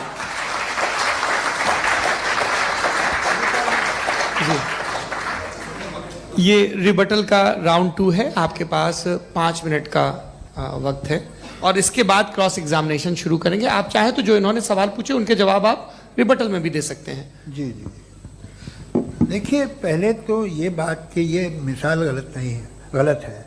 इन्होंने पहले ही हमको डिसार्म कर दिया, कह लिया अकल से मामला सॉल्व नहीं हो सकता, लॉजिक से आप पहुंच नहीं सकते। ये एक मेटाफिजिकल चीज़ है। मेटाफिजिकल अजीब सा लफ्ज़ है, ठीक से किसी को माने नहीं मालूम इसके, तो ऐसा लगता है कुछ बड़ी चीज़ है। अरे भाई क्या होता है मेटाफिजिकल, बताओ, खड़ी हो। ये एक लफ्ज़ है जो कहीं भी इस्तेमाल हो जाता है। जब आप एक बात कर रहे हैं और आप मुझसे बहस कर रहे हैं तो मुझे मेटाफिजिकल मत बताइए, आप लॉजिकली मुझे प्रूफ किए। और अगर लॉजिकली आप नहीं बात करते साहब ये मेटाफिजिकल है, तो फिर हम आप बात क्या कर रहे हैं? मेरा आपका किस जबान में कॉन्वर्सेशन होगा? और ये कहना कि वक्त पहले नहीं था, तो फिर क्यों कहते हैं ये हमेशा से और हमेशा रहेगा? हमेशा वक्त है, तो आप कैसे कहते हैं वो हमेशा से है और हमेशा रहेगा? हमेशा का मतलब है कोई वक्त, अगर वक्त ही नहीं है तो हमेशा कैसे? बाहर वो रहेगा। अब मैं ये देखता हूं, आपने कहा ना कि वहां रेप ज्यादा होते हैं, तो हम एक बात देखते हैं कि दुनिया जिस पे वो कादर मुतलक है, जिसकी मर्जी के बगैर पत्ता भी नहीं हिलता, ओमनीपोटेंट है, ये दुनिया चल कैसे रही है? और इस दुनिया का हाल क्या है? 45,000 बच्चे जो 10 साल की उम्र से कम थे वो गाजा में मरे। भूख से काला हांडी में बच्चे मरते हैं और डिप्थेरिया से मरते हैं। डिप्थेरिया अजीब मर्ज है, गले में जाली बनना शुरू होती है, बच्चा नीला हो जाता है, गरीब का बच्चा, इसलिए कि उपास इलाज नहीं। ये कादर मुतलक है, जो चाहे कर दे। इससे आप दुआएं मांगते हैं हमारी ये काम कर दे वो कर दे, तो इसका मतलब डे टू डे लाइफ में वो इंटरफेयर करता है और ये देख रहा है वो। अगर वो वाकई भी है फॉर डिस्कशन सेक, तो मैं जब दुनिया देखता हूं तो मेरे दिल में उसके लिए कोई इज्जत नहीं पैदा होती। ये क्या कर रहे हो तुम पूरे ऑल पावरफुल हो, ओमनीपोटेंट हो, ओमनी प्रेजेंट हो। तुम तो वहां गाजा में रहे होगे ना, तुम हर जगह हो। तुम देख रहे थे कि बच्चे की कैसे धज्जियां उड़ रही, तुम देख रहे थे और तुम चाहते हो मैं तुम्हारी परस्तिश करूंगा, तुम हो भी। अरे यार, इसके अच्छे तो हमारे चीफ प्राइम मिनिस्टर हैं, कुछ तो ख्याल करते हैं। कमाल है, आप किसकी इबादत कर रहे हैं? अगर वो है भी, ये दुनिया नाइंसाफी से, जुल्म से, जबर से, तशद्दुद से भरी हुई। और आप ये मत कहिएगा कि वो देख रहा है और वो बताएगा एक दिन। अगर वो देख रहा है और इंटरफेयर नहीं करता तो आप दुआ क्यों मांगते? आप कहते हैं मेरा ये काम करा दे, इसके मतलब है वो दखल दे सकता है, वो आपको नौकरी दिलवा सकता है, भले दूसरे आदमी को न मिले, मगर आपका काम कर देगा चूंकि आपने दुआ मांगी है। तो जब वो आपको नौकरी दिला सकता है, लड़की की शादी कर सकता है, बेटे को ग्रीन कार्ड दिलवा सकता है, तो कम से कम ये जो मर रहे हैं बच्चे, इनको रोक दे, कुछ तो करे। मुझे तो दुनिया में, इस दुनिया का कोई मालिक है, इसका ओमनीपोटेंट कोई रूलर है, और ये दुनिया ऐसी चल रही है। मैं तो चाहूँगा कि भाई ना हो, अगर हो तो बड़ी शर्मिंदगी की बात है। शुक्रिया।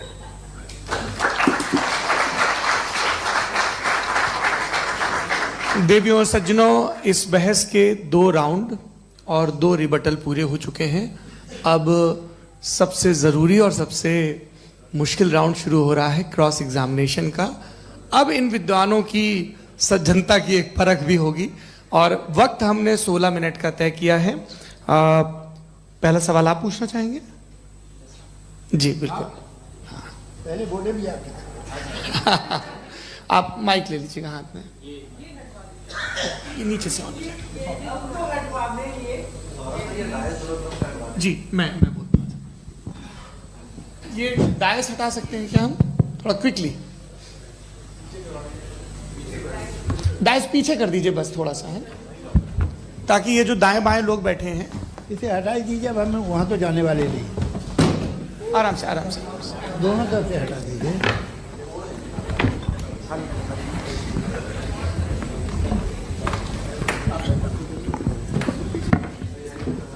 इस बीच आप लोग भी अपने अपने सवाल तैयार कर लें।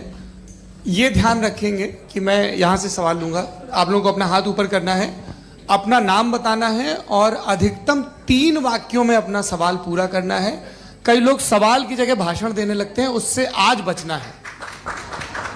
जी मुफ्ती साहब, पहला सवाल आपका, 16 मिनट हैं, हम दोनों लोगों के सवाल लेंगे। जी जी बहुत शुक्रिया। आपकी जो अभी बात हुई बहुत अहम थी, मैं इसको चाहूँगा कि आगे डिस्कस करूँ, लेकिन चूँकि अभी ये वो सेगमेंट है क्रॉस एग्जामिनेशन, तो सबसे पहला सवाल आपसे ये है कि जो मैं इतनी देर से कॉन्टिंजेंसी आर्ग्यूमेंट आपको बता रहा था, ये अकल से ही बता रहा था हजरत, आप ये बताएं कि आप इन्फिनिट रिग्रेस ऑफ कॉजेस को पॉसिबल मानते हैं या नेसेसरी बीइंग के एग्जिस्टेंस को सही समझते हैं? चूंकि 2 ही ऑप्शन हो सकता है, आप ये बताएं। देखिए, आपको मैं ईमानदारी से बात करूं, एक तो मैं कॉन्टिजेंसी वर्ड ठीक से समझता नहीं, और इस वक्त भी जो आपने अंग्रेजी के अल्फाज इस्तेमाल किए वो ज़रा थोड़े से मुझे डिफ़िकल्ट और कॉम्प्लिकेटेड लगे, तो आप ज़रा सिंपल ज़बान में सवाल कर सकते हैं? बिल्कुल कर सकता हूँ जी। यूनिवर्स की हर चीज कॉन्टिंजेंट होने का मतलब यह है कि वो अपने एग्जिस्टेंस में किसी के ऊपर डिपेंडेड है। जो भी चीज डिपेंडेड होगी वो चीज इंडिपेंडेंट नहीं हो सकती, तो उसका कोई ना कोई कॉज होगा। तो अब आप क्या समझते हैं कि ये इन्फिनिट रिग्रेस है, यानी कॉज पर कॉज, कॉज पर कॉज, कॉज पर कॉज, और कभी कोई यानी ये एंडलेसली चलता रहा? क्योंकि अगर ऐसा होगा तो हम तो एग्जिस्टेंस में आते ही नहीं। लॉजिकली ये मुत्तफक अलैह चीज है, मुत्तफक अलैह, अग्रीड अपॉन। ओके, इस पे हमने एग्री किया था कि मुश्किल शब्द आएगा तो अर्थ बताना पड़ेगा। तो इन्फिनिट रिग्रेस तो पॉसिबल नहीं है, तो कहीं ना कहीं आपको रुकना पड़ेगा ऐसे नेसेसरी बीइंग पर। नहीं, कोई जरूरत नहीं रुकने की। किसने कहा आप रुकना पड़ेगा? आप रुकते हैं खुदा पे, आप नहीं रुकते। आप कहते हैं वो हमेशा से, जब उस वक्त से जब वक्त नहीं था। आप कहाँ रुकते हैं कि अब हुआ था वो? आप नहीं कहते। हम क्यों नहीं मान सकते कि यूनिवर्स जो है और बल्कि मल्टीवर्सेस जो है वो हमेशा से हैं, वो बनती है, बिगड़ती है। एक हमारे यहाँ एक चीज़ है ब्लैक होल, वो समेट लेता है वापस, फिर ब्लास्ट होता है, फिर फैल जाता है। और इसमें हमारी तो खैर कोई औकात ही नहीं है। इंसान की एक छोटे से जर्रे पे हम 50-60 साल की उम्र रखते हैं, जो करोड़ों अरबों साल की कायनात है उसमें, और पैदा भी नहायत ही बेहुदा वजह से हुए थे। तो इसमें ये सोचना कि इसकी वजूहात और ये क्यों है, ये डिपेंडेंट है, ये हम देख रहे हैं, क्या मालूम। आप सोचिए कि ये जो फैल रही है कायनात, ये कहाँ फैल रही है, ये कहाँ जा रही है, और ये फैल क्यों रही है? अरे बना ली थी तुमने, रुको भैया, काफ़ी है। ये फैल क्यों रही है?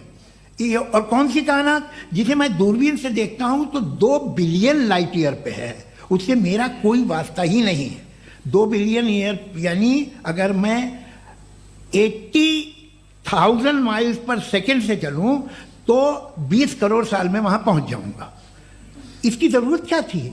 ये दुनिया, ये कायनात तो इंसान अशरफुल मखलूकात के लिए बनाई गई ना। तो ये सब ये टर्म समझ में नहीं आया। इसमें कोई खास समझने वाली बात थी भी नहीं। ये जो अल्टीमेट कहा यह जाता है कि ये जो पूरी यूनिवर्स है, ये जो दुनिया है, ये इंसान के लिए बनाई गई। अच्छा, ये सब इंसान के लिए। क्यों साहब, सही है ना? बिल्कुल, लेकिन इसका ये मतलब नहीं कि किसी चीज के पीछे रीजन आपको नहीं पता तो रीजन नहीं है, इसे कहते हैं नहीं, मुझे नहीं पता, लेकिन मेरी जिम्मेदारी नहीं है। वो बिल्कुल सही कहा था उसने, बर्टन रसल ने। आपने उसे मजाक में टाल दिया कि भाई आप एक दावा कर रहे हैं, मैं क्यों कहूं कि ये गलत है दावा? आप प्रूफ कीजिए, मेरे पे जिम्मेदारी ही नहीं है, मैंने थोड़ी कहा है। आप प्रूफ कीजिए कि ये सही है। आप आर्ग्यूमेंट ऑफ कंटिजेंसी का जवाब ही नहीं दे रहे हैं। पूछना चाहेंगे? आप सवाल पूछना चाहेंगे मुफ्ती साहब से? क्योंकि ये क्रॉस एग्जामिनेशन का दौर है। आप जैसे पहले बोल रहे थे फेथ को लेके कुछ। मैं ये पूछना चाहूँगा कि खुदा ने जो भी रेवलेशन किए हैं, एक मज़हब के नहीं बहुत से मज़हबों में किए हैं, अलग अलग रेवलेशन है। कहीं कुछ एक बातें हैं, कॉन्ट्रडिक्शन भी है आपस में, कहीं कुछ आप कर सकते हैं, कहीं कुछ नहीं कर सकते। ऐसा नहीं है कि सबकी कोड ऑफ मॉरल एक है। तो ये किस्सा क्या है? अब आप ये देखिए कि मुझे कभी कभी लगता है कि ये जो फुटबॉल फाइनल होता है, लाखों लोग होते हैं, फिर वो टीवी कवर करती, करोड़ों लोग, अगर उसमें खुदा की एक बूमिंग आवाज़ आ जाती, मैं गॉड हूँ, तो सारे लोग अभी सुन लेते और टीवी पे भी सुन लेते, किस्सा खत्म होता। ये इतनी राजदारी क्या है कि तुम सामने कुछ तो सबूत दे दो हमें सॉलिड। ये कह साहब ये यूनिवर्स कैसे बनी, इससे मसला क्या हल होगा? मैं पूछूंगा आपसे खुदा कैसे बना? क्यों नहीं पूछूंगा कैसे बना? बल्कि वो तो कायनात से कहीं ज़्यादा इंटेलिजेंट है, कायनात से कहीं ज़्यादा कॉम्प्लेक्स। जी वो हमेशा से है। आप कहेंगे मैं मान लूँगा। अच्छा, दोयम वो कादिर मुतलक, यानी कादिर मुतलक का मतलब ओमनीपोटेंट, वो जो चाहे कर सकता है। आपको नौकरी दिलवा सकता है, आपकी अच्छी जगह शादी करवा सकता है, आपके पड़ोसी का मुकदमा हरवा सकता है, आपको जिता सकता है, सब काम करता है। थोड़ा सा माइक क्लोज जी। वो इस दुनिया को चला कैसे रहा है? ये दुनिया कैसे चल रही है? आपको इस पे हैरत नहीं होती? या क़यामत के बाद कभी एक जस्टिस होगा, जब ये बच्चा मर चुका होगा, जिसकी धज्जियाँ उड़ गई बम से, इसको इंसाफ मिलेगा तब। अच्छा, अब जवाब दूं? हाँ दीजिए। मैं इसीलिए आपकी तरफ। सबसे पहले आपने रेवलेशन और स्क्रिप्चर्स की बात की, इस पे मैं बात कर सकता हूं, लेकिन आज नहीं करूंगा चूंकि वक्त कम है। कभी और इस पे डिस्कस करेंगे, मैं तैयार हूं उस पे भी बात करने के लिए। ये अभी से राउंड 2 की भूमिका तय हो रही है। Does God exist round 2? चूंकि आज गॉड के एग्जिस्टेंस पे बात है, तो मैं उसी के रिलेटेड जो है आपके सवालात को एंटरटेन भी करूंगा और मैं भी पूछूंगा।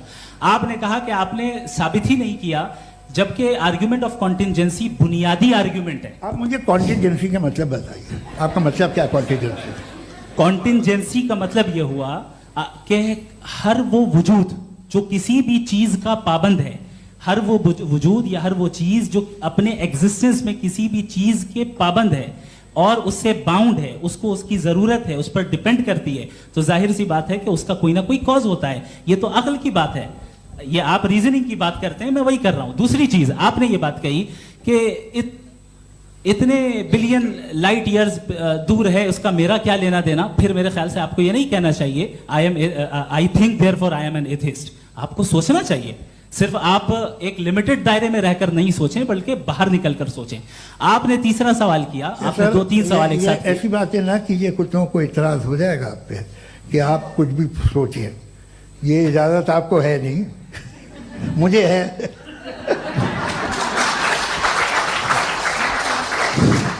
जी, आपने प्रॉब्लम ऑफ इविल के ताल्लुक से सवाल किया और बार बार आप एक लफ्ज रिपीट कर रहे हैं कि ओमनीपोटेंट गॉड है, ऑल पावरफुल गॉड है। यही तो दरअसल समझना है कि गॉड का कॉन्सेप्ट क्या है। प्रॉब्लम ऑफ इविल जो है, प्रॉब्लम ऑफ इविल दर हकीकत 2 असम्पशंस पर कायम है। अगर आप इन 2 असम्पशंस को समझ जाएं तो ये प्रॉब्लम नहीं रहेगी, आर्ग्यूमेंट आपको समझ में आ जाएगी कि ये कोलैप्स कर जाता है। पॉइंट नंबर 1, यानी जो आपका सबसे पहला फॉल्स असम्पशन है कि गॉड मर्सीफुल है, ओमनीपोटेंट है, दुनिया में जुल्म हो रहा है। लेकिन आपको यह समझना चाहिए कि हमारे वर्ल्ड व्यू के मुताबिक गॉड सिर्फ ओमनीपोटेंट और सिर्फ मर्सीफुल नहीं है, बल्कि वो ऑल वाइज भी है और वो ऑल नोइंग भी है। उसके हर काम के पीछे हिकमत और विजडम है। ये कोई जरूरी नहीं है कि वो हिकमत और विजडम आपको समझ में आए या मुझे समझ में आए। अगर आप जो समझ रहे हैं उसके मुताबिक आप फैसला कर रहे हैं, ये लिमिटेड पर्सपेक्टिव से आर्ग्यूमेंट है। और इस चीज को हम अपनी दुनिया में, अपने लाइफ में, डेली लाइफ में इस प्रिंसिपल को एक्सेप्ट करते हैं। हम जब किसी डॉक्टर के पास जाते हैं, डॉक्टर के पास जाकर वो अगर उसने हमें कोई दवाई दी है तो हम ये तो नहीं कहते कि जब तक आपके पास जितना नॉलेज और जितना विजडम नहीं है, आपने क्यों ये दवाई दी है, तब तक हम इस चीज को एक्सेप्ट नहीं करेंगे। नहीं कहते, हम उसकी अथॉरिटी को तस्लीम करते हैं। क्यों? क्योंकि उसकी हम जानते हैं कि वो नॉलेजेबल है, वो विजडम वाला है, हमसे ज्यादा नॉलेज और हमसे ज्यादा विजडम है। बताएं सर। डॉक्टर में और खुदा में बड़ा डिफरेंस है। डॉक्टर पढ़ा लिखा होता है एक, तो मैं उसकी बात सुनूंगा। दो ये नहीं कुछ जवाब तो ये भी नहीं है सर। प्लीज आप अगर सब ऑडियंस से बोलने लगेंगे तो फिर मतलब नहीं सिविलाइज्ड बहस का। मतलब आप ये कहें कि चूंकि आप डॉक्टर पे बिलीव करते हैं इसलिए खुदा पे बिलीव कीजिए, क्या ये मिसाल आपको समझाने की आर्गुमेंट है, इस पे आपको एतराज नहीं है। तो सिंपल बात ये है कि मैं अगर ये यकीन कर लूँ कि एक ओमनीपोटेंट उसकी मसलहत है, ये जो बच्चे मर रहे हैं ये मसलहत है उसकी, मुझे नहीं चाहिए थी मसलहत। उसकी मसलहत नहीं, यही तो समझना है, मतलब एक्सपीरियंस। अच्छा, इस आपने अभी मेरी बात पूरी सुनी नहीं। मैंने कहा आपका पूरा आर्ग्यूमेंट दो फॉल्स असम्पशंस पर है। एक फॉल्स असम्पशन मैंने बता दिया, दूसरा फॉल्स असम्पशन ये है कि इस दुनिया में इविल के होने का कोई गुड रीजन नहीं है, जबकि हमारे पास बाज रीजंस मौजूद हैं, हमारे पास बाज वजूहात मौजूद हैं। अगर इस दुनिया में इविल ना हो तो आप गुड को डिफाइन कैसे करेंगे? अगर जुल्म ना हो आप इंसाफ को समझेंगे कैसे? अगर तारीकी ना हो तो आप लाइट को समझेंगे कैसे? बहुत अच्छे। अभी और सुन लें, अभी और बाकी है। ये तो बात बहुत पसंद आई साहब मुझे कि जब तक रेप ना हो तब तक औरतों की इज्जत का ख्याल आपने मेरा जवाब पूरा सुना ही नहीं। जब तक के बच्चों का कत्ल ना किया जाए तब तक आपको बच्चों की मासूमियत की इज्जत। आपने पूरा जवाब सुना ही नहीं। क्या बात है, क्या आपने नुक्ता निकाला? आपने पूरा जवाब सुना ही नहीं। आप सुन लें, मेरी बात सुन लें। ये मैंने आपको एक चीज बताई। दूसरी चीज, इस दुनिया में हम आए हैं टेस्ट के लिए, हमारा टेस्ट हो रहा है और हर इंसान का अलग अलग अंदाज में टेस्ट होता है। और इस दुनिया में अगर इविल मौजूद है तो वो इविल जरिया है हमारे अंदर ह्यूमन नोबल क्वालिटीज को डेवलप करने का और अलग अलग फील्ड में प्रोग्रेस करने का। और अगर हमारे अंदर और इस दुनिया में इविल नहीं होता तो बताइए टेस्ट का मतलब क्या होता? अगर मैं अपने स्टूडेंट को एमसीक्यूज दूं और उसमें सिर्फ राइट आंसर लिख कर दे दूं और कहूं तुम्हारा टेस्ट हो गया, ये मीनिंगलेस है। इस दुनिया में अगर हम टेस्ट के लिए आए हैं तो जाहिर है गुड एंड इविल दोनों मौजूद है। तो अगर गुड एंड इविल दोनों मौजूद है तो ये इविल भी खुदा का बनाया हुआ है। जी हाँ, खुदा का बनाया हुआ है। लेकिन अच्छा, चलो अच्छी बात। जी बिल्कुल, तो बिल्कुल खुदा ने बनाया। अभी तो ये है कि जो मेजॉरिटी है दुनिया में वो इविल है, तो ये खुदा एक्चुअली इविल के साइड पे लग रहा है मुझे। बिल्कुल भी नहीं, मैं बताता हूं। मेजॉरिटी में तो वो है। क्या बात कर रहे हैं भाई आप? कोई भी जो मुंसिफ होगा, चाहे आपका अपना घर हो जिसके आप सबसे बड़े हैं, चाहे आपकी ऑर्गेनाइजेशन हो जो आप चलाते हैं, वहां पर आप इविल रखेंगे साबित करने को कि बाकी लोग शरीफ हैं। मेरी बात सुनिए, क्या ये आर्ग्यूमेंट ही गलत है? अगर कि जब तक के कोई इविल नहीं होगा तब तक के शरीफ आदमी शरीफ नहीं लगेगा। अगर एग्जामिनर गलत ऑप्शन दे रहा है तो एग्जामिनर इविल नहीं हो गया, जो गलत ऑप्शन को सेलेक्ट कर रहा है वो फेल होगा। क्रिएटर ने इविल को बनाया है लेकिन वो इविल नहीं है। अच्छा सुनिए मेरी बात, लेट मी कंप्लीट सर। जी जी। क्रिएटर ने इविल को बनाया है टेस्ट के लिए, वो इविल नहीं है। इविल वो होगा जो उसे इख्तियार करेगा। छुरी को बनाने वाला गलत नहीं होता है, छुरी का गलत इस्तेमाल करने वाला गलत होता है। रेप को कैसे गलत इस्तेमाल करते हैं? रेप इंसान के फ्री विल का नतीजा है। ये रेप कैसे गलत इस्तेमाल होता है? ये मुझे अब सुन लें, अब सुन लें। गलत इस्तेमाल होता है। हाँ मैं बता रहा हूँ ना, कैसे गलत? मैं बता रहा हूँ कि जो इविल इस दुनिया में मौजूद है उसके कई सारे तरीके हैं। एक तरीका इंसान का अपना फ्री विल है। अब अगर कोई रेपिस्ट रेप कर रहा है तो इसका गॉड का कसूर नहीं है, वो अपने फ्री विल का गलत इस्तेमाल कर रहा है, उसको सजा मिलनी चाहिए। अच्छा, और उसी के लिए जहन्नम बनाई गई है। ये फ्री विल का भी बड़ा चक्कर। आप जब कोई बुरा काम करते हैं या कोई बुराई होती है तो ये कहा जाता है कि ये फ्री विल है। 7 billion free wills are moving on this planet. 7 billion free will. और एक आदमी अपनी फ्री विल से मुझे कत्ल कर दे तो मैं खुदा की मर्जी से मरा हूं कि इसकी फ्री विल की वजह से? मेरी मौत खुदा के हाथ है या ये फ्री विल वाले के हाथ? खुदा ने फ्री विल का निजाम बनाया है और उस निजाम का गलत इस्तेमाल करके कोई आपको ये मार गलत रहा है, इस्तेमाल करके मेरा कत्ल कर देता है। अब मेरी मौत का जिम्मेदार कौन है? वो इंसान जिम्मेदार है। वो इंसान। जी। ये कहना कि और उसको खुदा ही उसको जिंदगी उसको सजा देता, मिलेगी। तो अब आप आगे चलिए कि ये तय करना कि अल्लाह ही या खुदा, सॉरी अल्लाह नहीं, खुदा ही जिंदगी देता है, खुदा ही मौत देता है, ये गलत है। बिल्कुल गलत नहीं है। हाँ, नहीं, निजाम उसी ने बनाया फ्री विल का, निजाम मौत और हयात को उसी ने बनाया। You are contradicting yourself. अभी आपने कहा कि एक आदमी ने फ्री विल से आपको मार दिया, इसमें उसे फ्री विल दी गई थी, उसने गलत इस्तेमाल किया। 7 billion free wills are moving on this planet, और आप चाह रहे हैं कि मैं सिर्फ खुदा का ध्यान करूं। ये 7 बिलियन फ्री विल्स को मुझे लुक आफ्टर करना पड़ेगा कि नहीं? ये तो तबाहियां कर रही हैं और तबाहियां ज्यादा हो रही हैं। बिल्कुल। तो अगर आप बताएं अगर खुदा नहीं है फॉर एग्जाम्पल, हाँ। तो आप इविल को कैसे डिसाइड करेंगे? यानी how can you define evil objectively without God? देखिए, दुनिया में 2 तरह के जानवर हैं, एक जो अकेले रहते हैं जंगल में और एक जो ग्रुप्स में रहते हैं। ग्रुप में जो भी रहेगा, चाहे वो आपका फाउंडेशन हो, चाहे कोई क्लब हो, चाहे कोई पॉलिटिकल पार्टी हो, चाहे कोई यूनिट हो, उसमें आपको इंटरैक्ट करने के रूल बनाने पड़ेंगे। यानी लोग तय करेंगे। लोग तय करेंगे। अगर लोगों ने ये तय किया कि किसी का रेप करना सही है, आप जस्टिफाई करेंगे? नहीं, आपका फाउंडेशन तो ये हो गया ना कि लोग ही विल डिसाइड करेंगे। नहीं नहीं नहीं, अरे दुनिया में ऐसे ग्रुप्स हैं जो रेप को जायज मानते हैं सर्टेन हालात में। मैं डिटेल में नहीं जानूंगा, आप भी जानते हैं। ये जो आईसिस वाले थे, इन्होंने क्या किया था, तो उन्होंने क्या किया उसका खुदा से कोई ताल्लुक नहीं है सर। मैंने सिंपल सवाल किया कि इविल को आप डिफाइन करते कैसे हैं? आइए वापस आइए जी। आप साथ में तभी रह सकते हैं जब कुछ आप ऐसे उसूल डेवलप करें जिसमें हर एक का बेसिक तहफ़्फ़ुज़, हर एक का बेसिक राइट हो और हर एक को कोई आराम मिले। यही तरीक़ा है किसी भी ऑर्गेनाइजेशन जिसमें एक से ज़्यादा लोग हैं और वो ऐसे चलती है ज़िंदगी। उसमें अगर आप गड़बड़ करेंगे तो तबाही होगी, नुकसान होगा, बर्बादियाँ आएंगी। और अगर उसमें आप घर ले लीजिए ना, एक हस्बैंड है, एक वाइफ है, बच्चे हैं, वालदा भी हैं, 2 बहनें भी हैं, एक भाई भी है। अब इसमें कोई निज़ाम आपको चाहिए साथ में रहने का, और एक दूसरे पे भरोसा रहे, एक दूसरे के बहीख्वाह हों, एक दूसरे की मदद करें, ऐसी जिंदगी। सर आपकी बात आ गई। आप ये कह रहे हैं कि लोग डिसाइड करेंगे क्या सही है क्या गलत है, यही है? मेजॉरिटी डिसाइड करेगी क्या सही है क्या गलत है? अरे भाई बिल्कुल। मेजॉरिटी अगर ये कहे कि नाजी जर्मनी के साथ जिस तरह मेजॉरिटी थी कि जेनोसाइड करना सही है, आप जस्टिफाई करेंगे? उस वक्त आपका ये सवाल सिर्फ उसके बाद क्लोजिंग। हाँ, उस वक्त प्लेनेट पे जो लोग थे, उनमें कितने लोग हिटलर को सही समझते? अच्छा, प्लेनेट की मेजॉरिटी तय करेगी, सोसाइटी की नहीं। प्लेनेट की मेजॉरिटी गॉड के एग्जिस्टेंस को सही मानती है, आप क्यों नहीं मानते?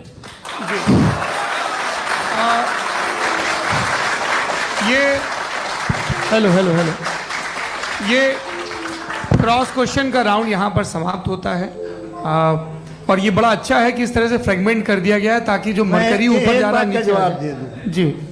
प्लेनेट की ज्यादातर मेजॉरिटी कुछ दूसरे मजहबों के खुदा को मानती है। आप उन्हें क्यों नहीं? आप तो मेजॉरिटी की बात कर रहे हैं। ये क्लोजिंग आप ये कह रहे हैं इविल और गुड को डिसाइड मेजॉरिटी करेगी। मेजॉरिटी जो कर दे वो सही हो जाएगा। क्लोजिंग इसको जैसा आप ही लोगों ने तय किया है उसी फॉर्मेट को फॉलो कर लेते हैं। हाँ भाई, मैंने तो भले लोगों पे एतबार किया और तब मॉडरेशन तय किया। जी, आपके पास 5 मिनट का वक्त है, क्लोजिंग आर्ग्यूमेंट है, उसके बाद हम ऑडियंस से क्वेश्चन आंसर लेंगे जावेद साहब के क्लोजिंग आर्ग्यूमेंट के बाद। ओके, बहुत शुक्रिया जी।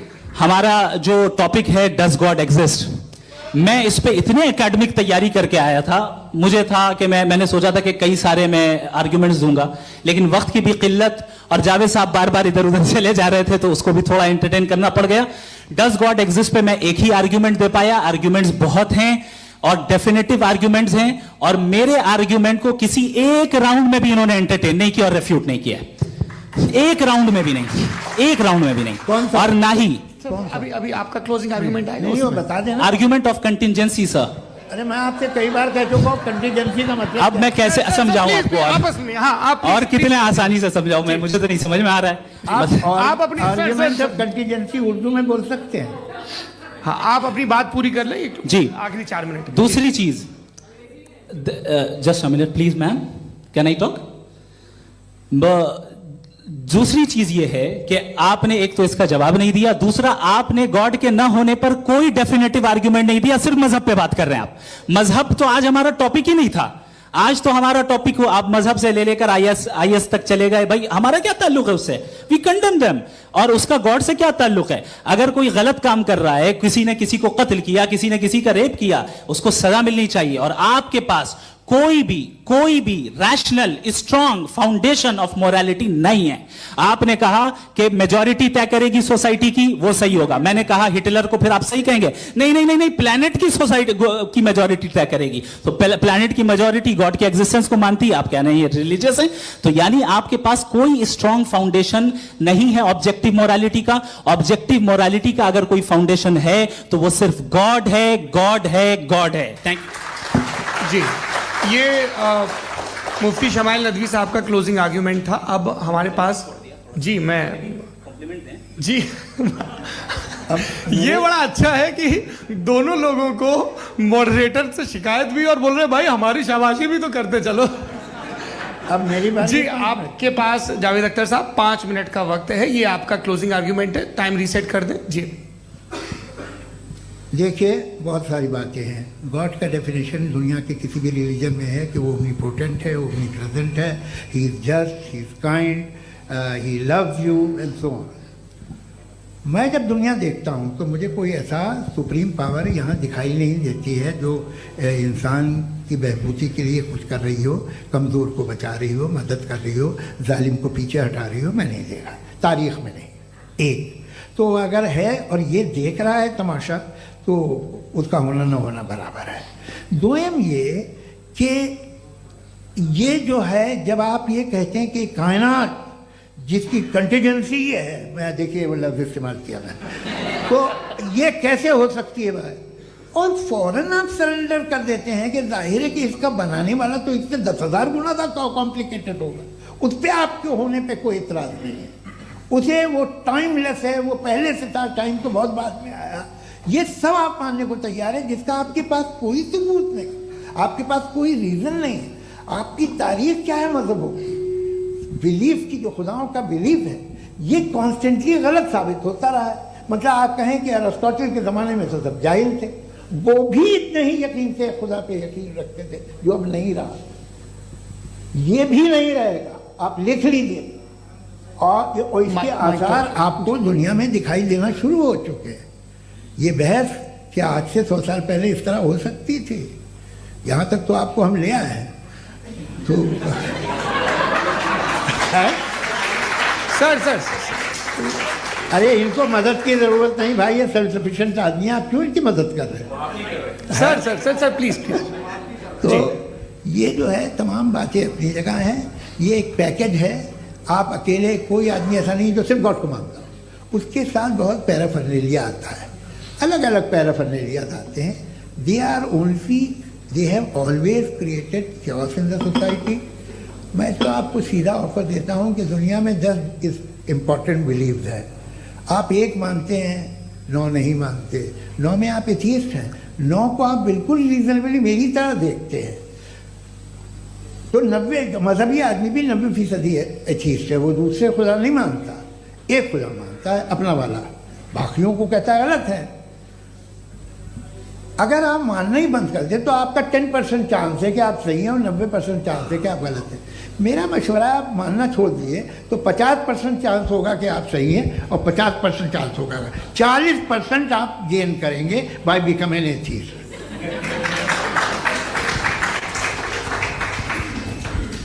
ये एक फरसूदा ख्याल है, ये ख़त्म हो रहा है। हो सकता है मेरी ज़िंदगी में ना हो, लेकिन ये हो जाएगा। जो बातें ये इनको आप मेटाफिजिकल, ये वो ऐसे रिस्पेक्टेबल टर्म दे दिए, ये तो उन लोग के हैं जिन्हें ना फिजिक्स मालूम थी ना मेटा मालूम था, ये उन्होंने आपको दिए हैं। जी बहुत शुक्रिया आप दोनों लोगों का। और अब इस बातचीत का आखिरी राउंड शुरू होगा, डज गॉड एग्जिस्ट की ये बहस मुफ्ती शमाइल नदवी और जावेद अख्तर साहब के बीच। आप लोग अपने अपने हाथ ऊपर करेंगे, मैं यहाँ से तय करूँगा। और माइक हमारे पास है क्या? एक ही माइक है ऑडियंस के लिए? 2 माइक है, एक इस तरफ एक इस तरफ, ठीक है। तो जी सबसे पहले हमारी सहयोगी है मारिया शकील जी, पूछिए सवाल। थोड़ा सा रुकेंगे ताकि कैमरे का फ्रेम आप पर आ जाए, आपकी तो प्रैक्टिस है टीवी की। जी नदवी साहब, मैं खुदा को मानती हूँ, पहले मैं इसी प्रमाइस से शुरू कर रही हूँ और ये बता रही हूँ आपको, मैं मानती हूँ। लेकिन कुछ सवाल हैं जो जावेद साहब ने उठाया, उसका जवाब आपको देना चाहिए।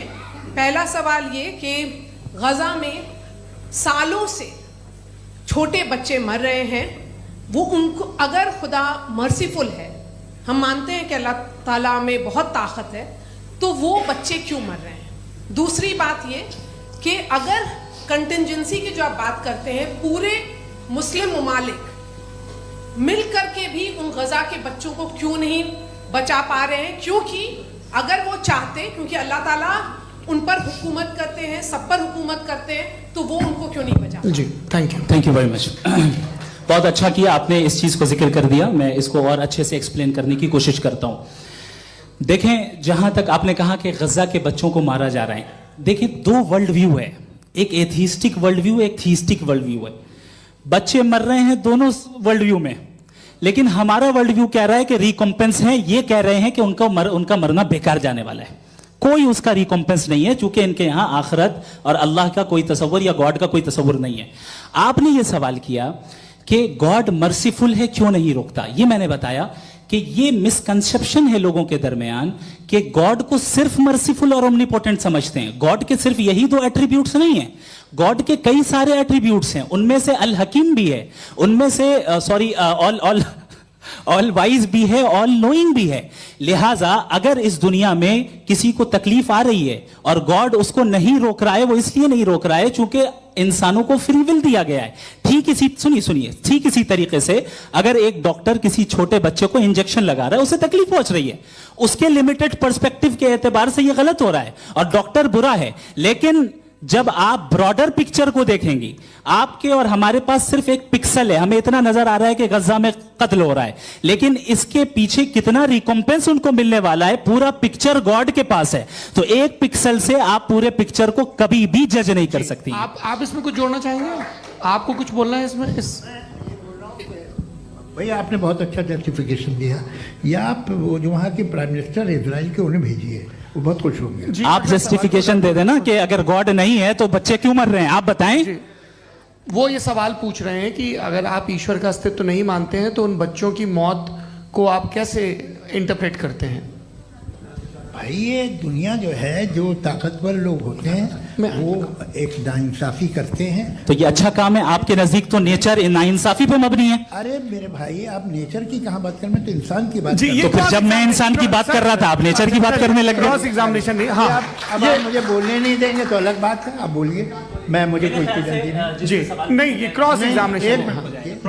मुझे बोल तो लेने दीजिए। जी बोलिए। क्या बात ये है कि ह्यूमन सोसाइटी तभी साथ में रह सकती है जब वो मोहब्बत से, एकता से, एक दूसरे के एहतराम करके रहे। इसके अलावा पॉसिबल नहीं है, अकेले तो इंसान रह नहीं सकता। वहाँ पर कुछ लोग हैं जो फाउल करते हैं, वो फाउल हमेशा से तारीख में होता आया है। आज ये हो रहा है, जो हो रहा है बहुत बुरा हो रहा है, बहुत जालिमाना है, बहुत जाबराना है। उसको आप कहें कि ये बच्चों को कॉम्पनसेशन मिल जाएगा या इसकी इंजेक्शन है, इंजेक्शन तो हेल्थ के लिए दिया जाता है। आप ये कह रहे हैं कि ये बच्चों की जो धज्जियां उड़ रही हैं ये इंजेक्शन है, ये टेस्ट है, ये टेस्ट है, और उस टेस्ट में उनको ऐसा रिकॉम्पेंस मिलेगा जो आपके तसव्वुर के बाहर है। ये आप 3 बरस के बच्चे को बारूद से उड़ा के टेस्ट ले रहे हैं। वाह, वो नहीं ले रहा है, खुदा नहीं उड़ा रहा है, इजराइल उड़ा रहा है। जी, ये तो उसको अगला सवाल लेते हैं प्रोफेसर पुरुषोत्तम अग्रवाल। मुफ्ती साहब, एक निवेदन आपसे है कि कम से कम थोड़ा सा माइक क्लोज, एक रिलीजियस और फिलॉसफिकल कर मैम प्लीज। एक रिलीजियस और फिलोसॉफिकल ट्रेडिशन है जो ब्रह्मांड को यानी यूनिवर्स को ही अंतिम मानती है। सर्वम खलु इदम ब्रह्मम, this is Chandogya Upanishad, and it completely rules out the existence और नेसेसिटी, आपके शब्दों में necessity of a creator, the creation itself is the creator. तो एक मिनट प्लीज।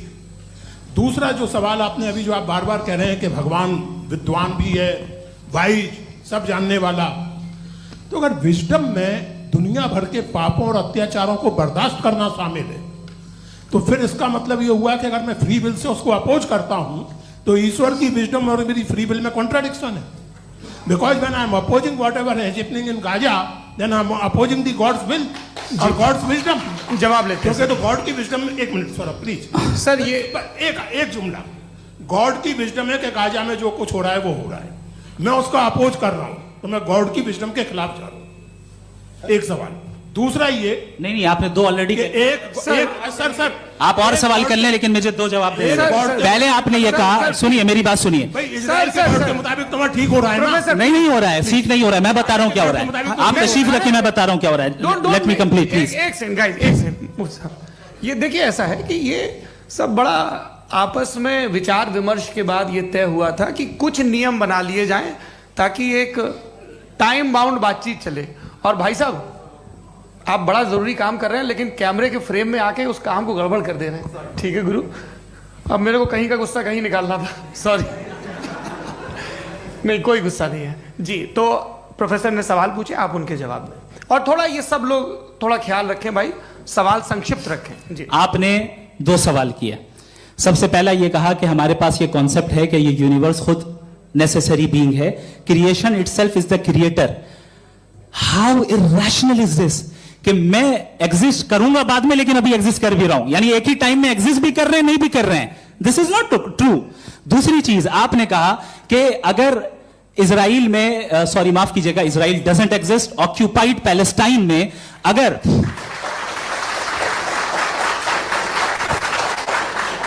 ऑक्यूपाइड पैलेस्टाइन में बच्चों को मारा जा रहा है फ्री विल की वजह से और गॉड नहीं रोक रहा, ये कॉन्ट्राडिक्शन है। ये बताइए कि एक एग्जाम में एक बच्चा गलत आंसर लिख रहा है, सुनिए, एग्जामिनर चाहे तो रोक सकता है, क्यों नहीं रोक रहा है?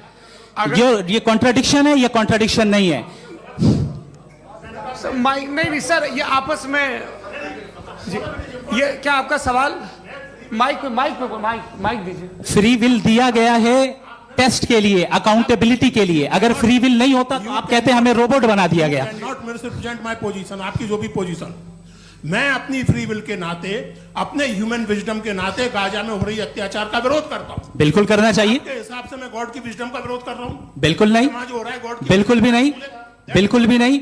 उसका वहां पर गाजा में कत्ल होना ये इंसानों के गलत इस्तेमाल का नतीजा है, फ्री विल के इस्तेमाल का नतीजा है। गॉड इसका हुक्म नहीं देता, उससे रोकता है। यही तो मसला है ना, आपके लिए कॉन्सेप्ट क्लियर नहीं नहीं भाई, आपने तो बताया था इंजेक्शन लगाने से बच्चे को तकलीफ होती है, ये इंजेक्शन लगा। सर आप ऐसे रेटोरिक स्टेटमेंट दे तब तो कोई मसला नहीं समझते रहेंगे। This is a rhetoric statement, this is not a logical argument sir. I am sorry, I am sorry. आखिरी 30 मिनट बड़े मुश्किल होने वाले हैं जी। मुफ्ती साहब आगे बैठे हैं, इनको माइक दीजिए।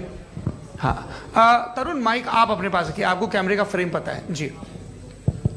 सबसे पहले दोनों को मुबारकबाद। एक सर अपना आप नाम बता दें। आप अमेरिका में शिकागो में रहते हैं, इतना मुझे याद है। बताया आपको, यासिर नदीम अल-वाजिदी मेरा नाम है। जावेद सर, आपसे एक क्वेश्चन है इन्फिनिट रिग्रेस के ताल्लुक से। एक हाइपोथेटिकल सिनेरियो है, मसलन अगर आप सर माइक थोड़ा सा प्लीज क्लोज रखिए। ओके जी।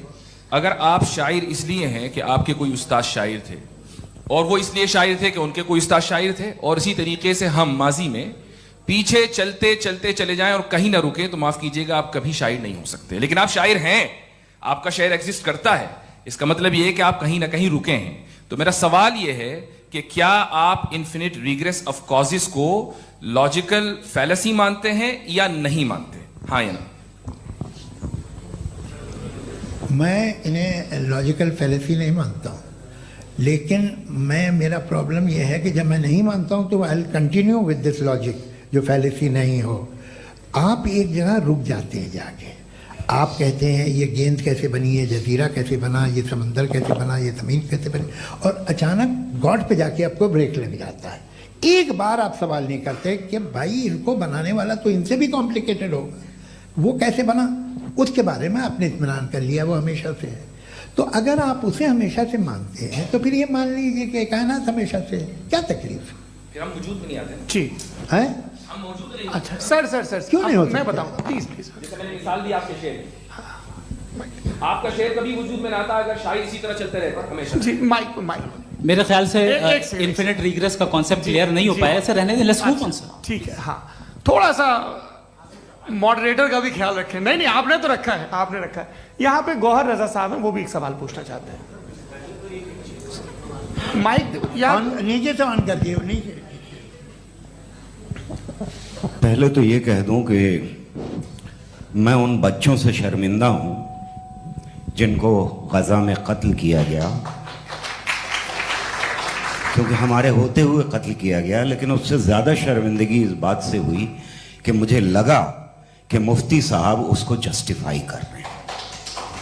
बिल्कुल भी नहीं, आप बहुत ही गलत। मुझे लगा मैं गलत हो सकता हूं। बिल्कुल गलत मैं है। सवाल पूछ रहा हूं। सवाल मैं देखिए, सवाल अगर पूछ रहा हूं। एक मैं जावेद भाई से डिसएग्री करता हूं। एक सेकंड देखिए, अगर देखिए ऐसा एक सेकंड आप सर वेट अरे आप कुछ मेरे पहले मुझे अपनी बात कह लेने दीजिए। अगर ऑडियंस तय करेगी तो फिर मॉडरेटर का मतलब नहीं। मेरा आप सबसे ये कहना है, ये बहस दो लोगों के बीच में है, एक तरफ मुफ्ती साहब, एक तरफ जावेद साहब। पिछले 1.5 घंटे से ये लोग अपने अपने तर्क रख रहे हैं। आपकी इनसे इत्तेफाकी हो सकती है, ना इत्तेफाकी हो सकती है। मेरे उस्ताद मुझे सिखा गए हैं कि मुखामुखम में असहमति की गुंजाइश बची रहनी चाहिए। अगर मैं आपकी बहुत इज्जत करता हूं गौहर साहब, आपने जो कमाल की किताबें लिखी, साइंटिफिक टेम्परामेंट, लेकिन मेरी ये गुजारिश है आप सबसे कि यदि आप इन लोगों ने जो बोला उन पर टिप्पणियां करेंगे तो ना वक्त की पाबंदी रहेगी, ना वो अनुशासन। आप सवाल पूछ लें, उस सवाल में जो बात आ जाए वो आ जाए। मैं जावेद साहब से डिसएग्री करता हूं, इसलिए जावेद साहब से सवाल पूछ रहा हूं। आपका सवाल जावेद अख्तर साहब से। और सवाल यह है मेरा कि जावेद साहब ने कई बार लॉजिक का इस्तेमाल किया कि साइंस में लॉजिक है और रिलीजन में लॉजिक नहीं है। मेरा ख्याल यह है कि रिलीजन में भी लॉजिक है, लेकिन उस लॉजिक की बेसिस ये है कि आप रुक जाते हैं, जिसका जिक्र जावेद साहब ने बार बार किया, यानी खुदा के तसव्वुर पे आते हुए, गॉड के तसव्वुर पे आते हुए रुक जाते हैं। और इसमें सवाल पूछना मतलब फॉरबिडन होता है। सवाल यह है कि क्या जावेद साहब इससे एग्री करते हैं कि साइंस की लॉजिक अलग है और रिलीजन की लॉजिक अलग है? बताइए सर। देखिए 3 चीज़ें हैं, साइंस है, एक है मंतिक है, इस्तिदलाल है, और एक जो है कुछ भी नहीं है, फेथ है, अकीदा है। मैं अकीदे की लॉजिक का कायल नहीं हूँ। मुझे आप इस्तिदलाल से, लॉजिक से, रीज़न से समझाइए, मैं मानने को तैयार हूँ, मेरा क्या नुकसान होगा। लेकिन ये कि अकीदे पे मैं नहीं जा सकता हूँ। अकीदे का मतलब है कि तुम ये मान लो, सवाल ना करो, ये नहीं। आप सारी बातें करके, बड़ी साइंटिफिक बातें करके एक जगह जाके खुदा के हुदूद पे रुक जाते हैं, सरेंडर कर देते हैं। मैं सरेंडर करने को तैयार नहीं। That's all. जी, ये आगे सर बैठे हुए हैं, इनको माइक दीजिए। भाई वो आप पूछना चाह रहे थे ना भाई? हाँ नहीं मैं थैंक यू जी। आपका नाम? आसिम इफ्तिखार। आसिम जी, पूछिए। सर जावेद सर से सवाल है कि आपने अपने क्लोजिंग माइक थोड़ा करीब रखिए। अपने क्लोजिंग स्टेटमेंट में ये बात कही थी कि मज़हब का जो फ्यूचर है वो ज़्यादा दिन नहीं जाने वाला है। लेकिन मैं देख पा रहा हूँ कि जो ऑक्सफोर्ड यूनिवर्सिटी की एक स्टडी है 2011 में हुई है, जिसके 50 एकेडमिशियंस ने इसको अंजाम दिया था, उसमें वो ये कहते हैं कि जो फेथ इन गॉड है वो इनबिल्ट है ह्यूमन नेचर के अंदर, जिसको हम कहते हैं फितरत के अंदर शामिल है वो। और वो ये कहते हैं कि अगर कोई ये समझता है कि मज़हब को वो ख़त्म कर देगा तो ये उसकी गलत फहमी है। तो आप इसके बारे में, इस स्टडीज़ के बारे में क्या कहते हैं? ठीक है, मैं उनसे एग्री नहीं करता हूँ। वो कौन से प्रोफेसर होंगे? ऐसा उनके क्या पास डेटा है, इन्होंने डेटा के बेस होगा। डेटा क्या हो सकता है? फ्यूचर का डेटा तो नहीं हो सकता ना उनके पास, प्रेजेंट का डेटा हो सकता है। डेटा आपने सुना 100 साल पहले का बाद का डेटा? मैंने तो नहीं सुना आज तक। तो आज उनकी ये राय है और होगी राय, ठीक है। दुनिया में तरह तरह की राय है लोग, लेकिन मैं समझता हूँ कि वक्त के साथ इंसान ज़्यादा से ज़्यादा रीजनेबल और लॉजिकल होता जा रहा है। आज आप देखिए वेस्टर्न यूरोप में क्या परसेंटेज है नॉन बिलीवर्स की, बहुत हाई। वहाँ चर्च खाली पड़े होते हैं। तो अल्टीमेटली तो इंसान कोई ऐसी बात बहुत अरसे तक नहीं मान सकेगा, चाहे गलत या सही, जो उसे उसके दिमाग को, उसके जहन को, उसके लॉजिक को अपील न करे। वो कह रहे हैं तो ऑक्सफोर्ड के होंगे तो कैम्ब्रिज के होंगे तो मुझे क्या लेना देना। उनका डेटा मुस्तकबिल का नहीं हो सकता है। जी दीपक, हाँ पूछे। मैं आऊँगा अभी, पीछे की साइड भी आऊँगा, माइक वहीं भेजूंगा 2-3 साल के लिए। जी जावेद साहब, आपसे सवाल है। नमस्ते। अरे भाई सर, अगर आप ही लोग तय करना है तो फिर 200 लोग तय कर लें। ये एक साहब पूछ नहीं रहे सर, हैं। Please don't do this sir. Sir everybody has a right sir, but we can only take Okay. Selected questions. No no sir अरे ये भाई, यंग लोग आराम भी से। हैं तो इनकी ये एक अब उतने बात यंग, सुनिए। भाई आप यंग हैं कि नहीं हैं? एक मिनट, वो कह रहे हैं वो भी आएंगे, यंग हैं पूछ रहे हैं ना साहब। भाई। आप उनकी नौजवानी पर दावा उनको ही करने थे। हाँ मुफ्ती साहब आप यंग, हाँ पूछे।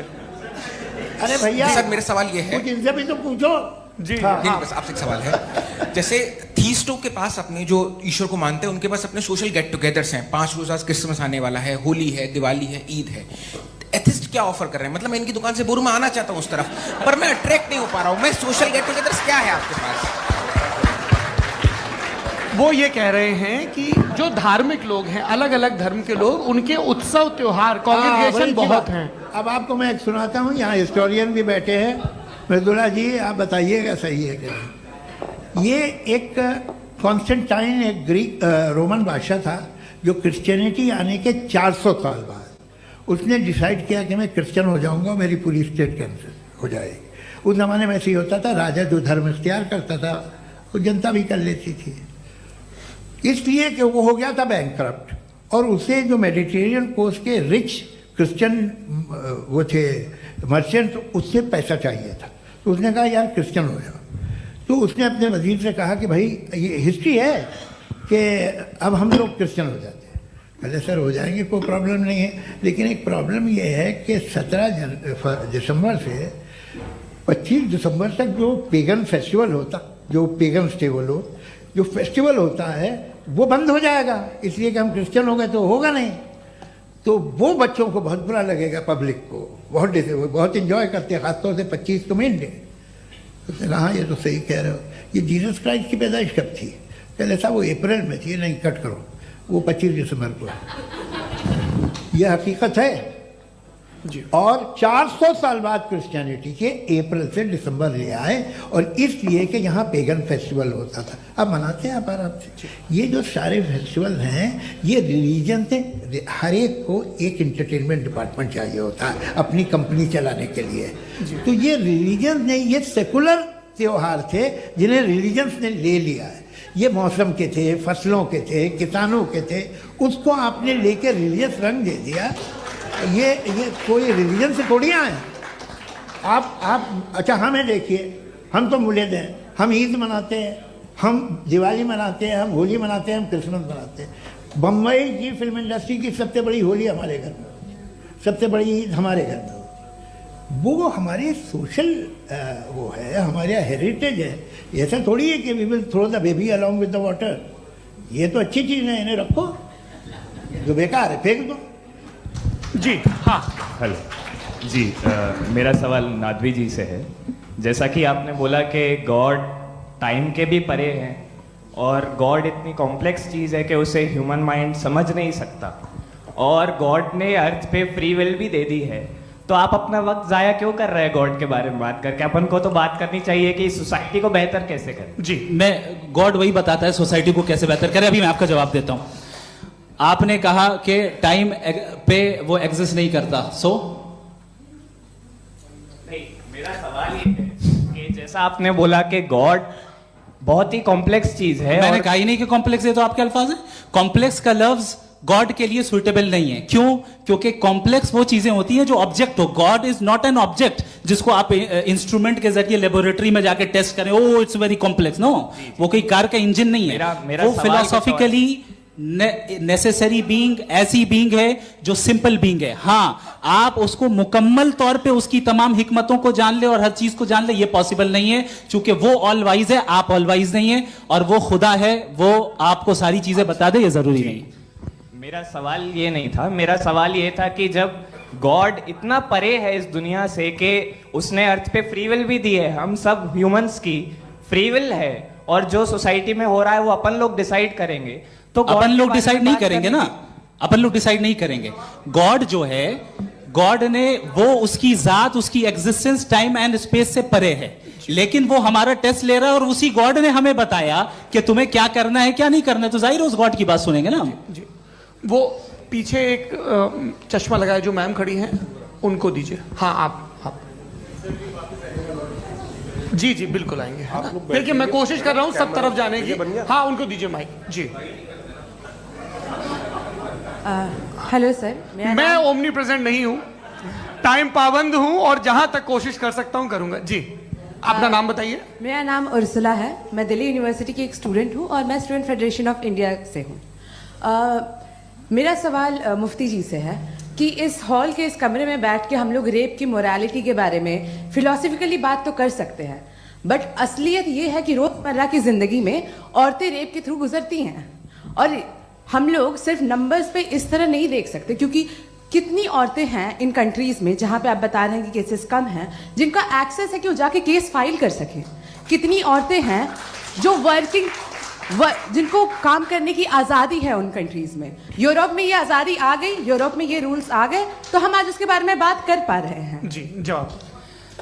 आपने ये कहा कि कमरे में बंद होकर हम लोग इस पर फिलोसफिकली बात कर सकते हैं, लेकिन हकीकत में क्या हो रहा है, वो ग्राउंड लेवल पे क्या हो रहा है जो बहुत गलत हो रहा है और वो सफर कर रही हैं। आई एग्री, बहुत गलत हो रहा है और जो गलत हो रहा है उसको हमें रोकना है। और क्यों रोकना है, वो गलत क्यों है, हमारे पास इसका ऑब्जेक्टिव फाउंडेशन है, इनके पास उसका ऑब्जेक्टिव फाउंडेशन नहीं है। मैं ये कहना चाह रहा हूं कि जहां पे भी जुल्म हो रहा है, जहां पे भी औरत पे जुल्म हो रहा है या उसकी इज्जत लूटी जा रही है या उसे तकलीफ पहुंचाई जा रही है, और सिर्फ औरत नहीं किसी इंसान के ऊपर भी जुल्म हो रहा है, तो उसके खिलाफ खड़ा होना, ये मोरालिटी हमारे पास गॉड के पास से आई है। वरना जावेद साहब तो कह रहे हैं कि जो है मेजॉरिटी डिसाइड करेगी, तो मेजॉरिटी तो कभी भी बदल सकती है।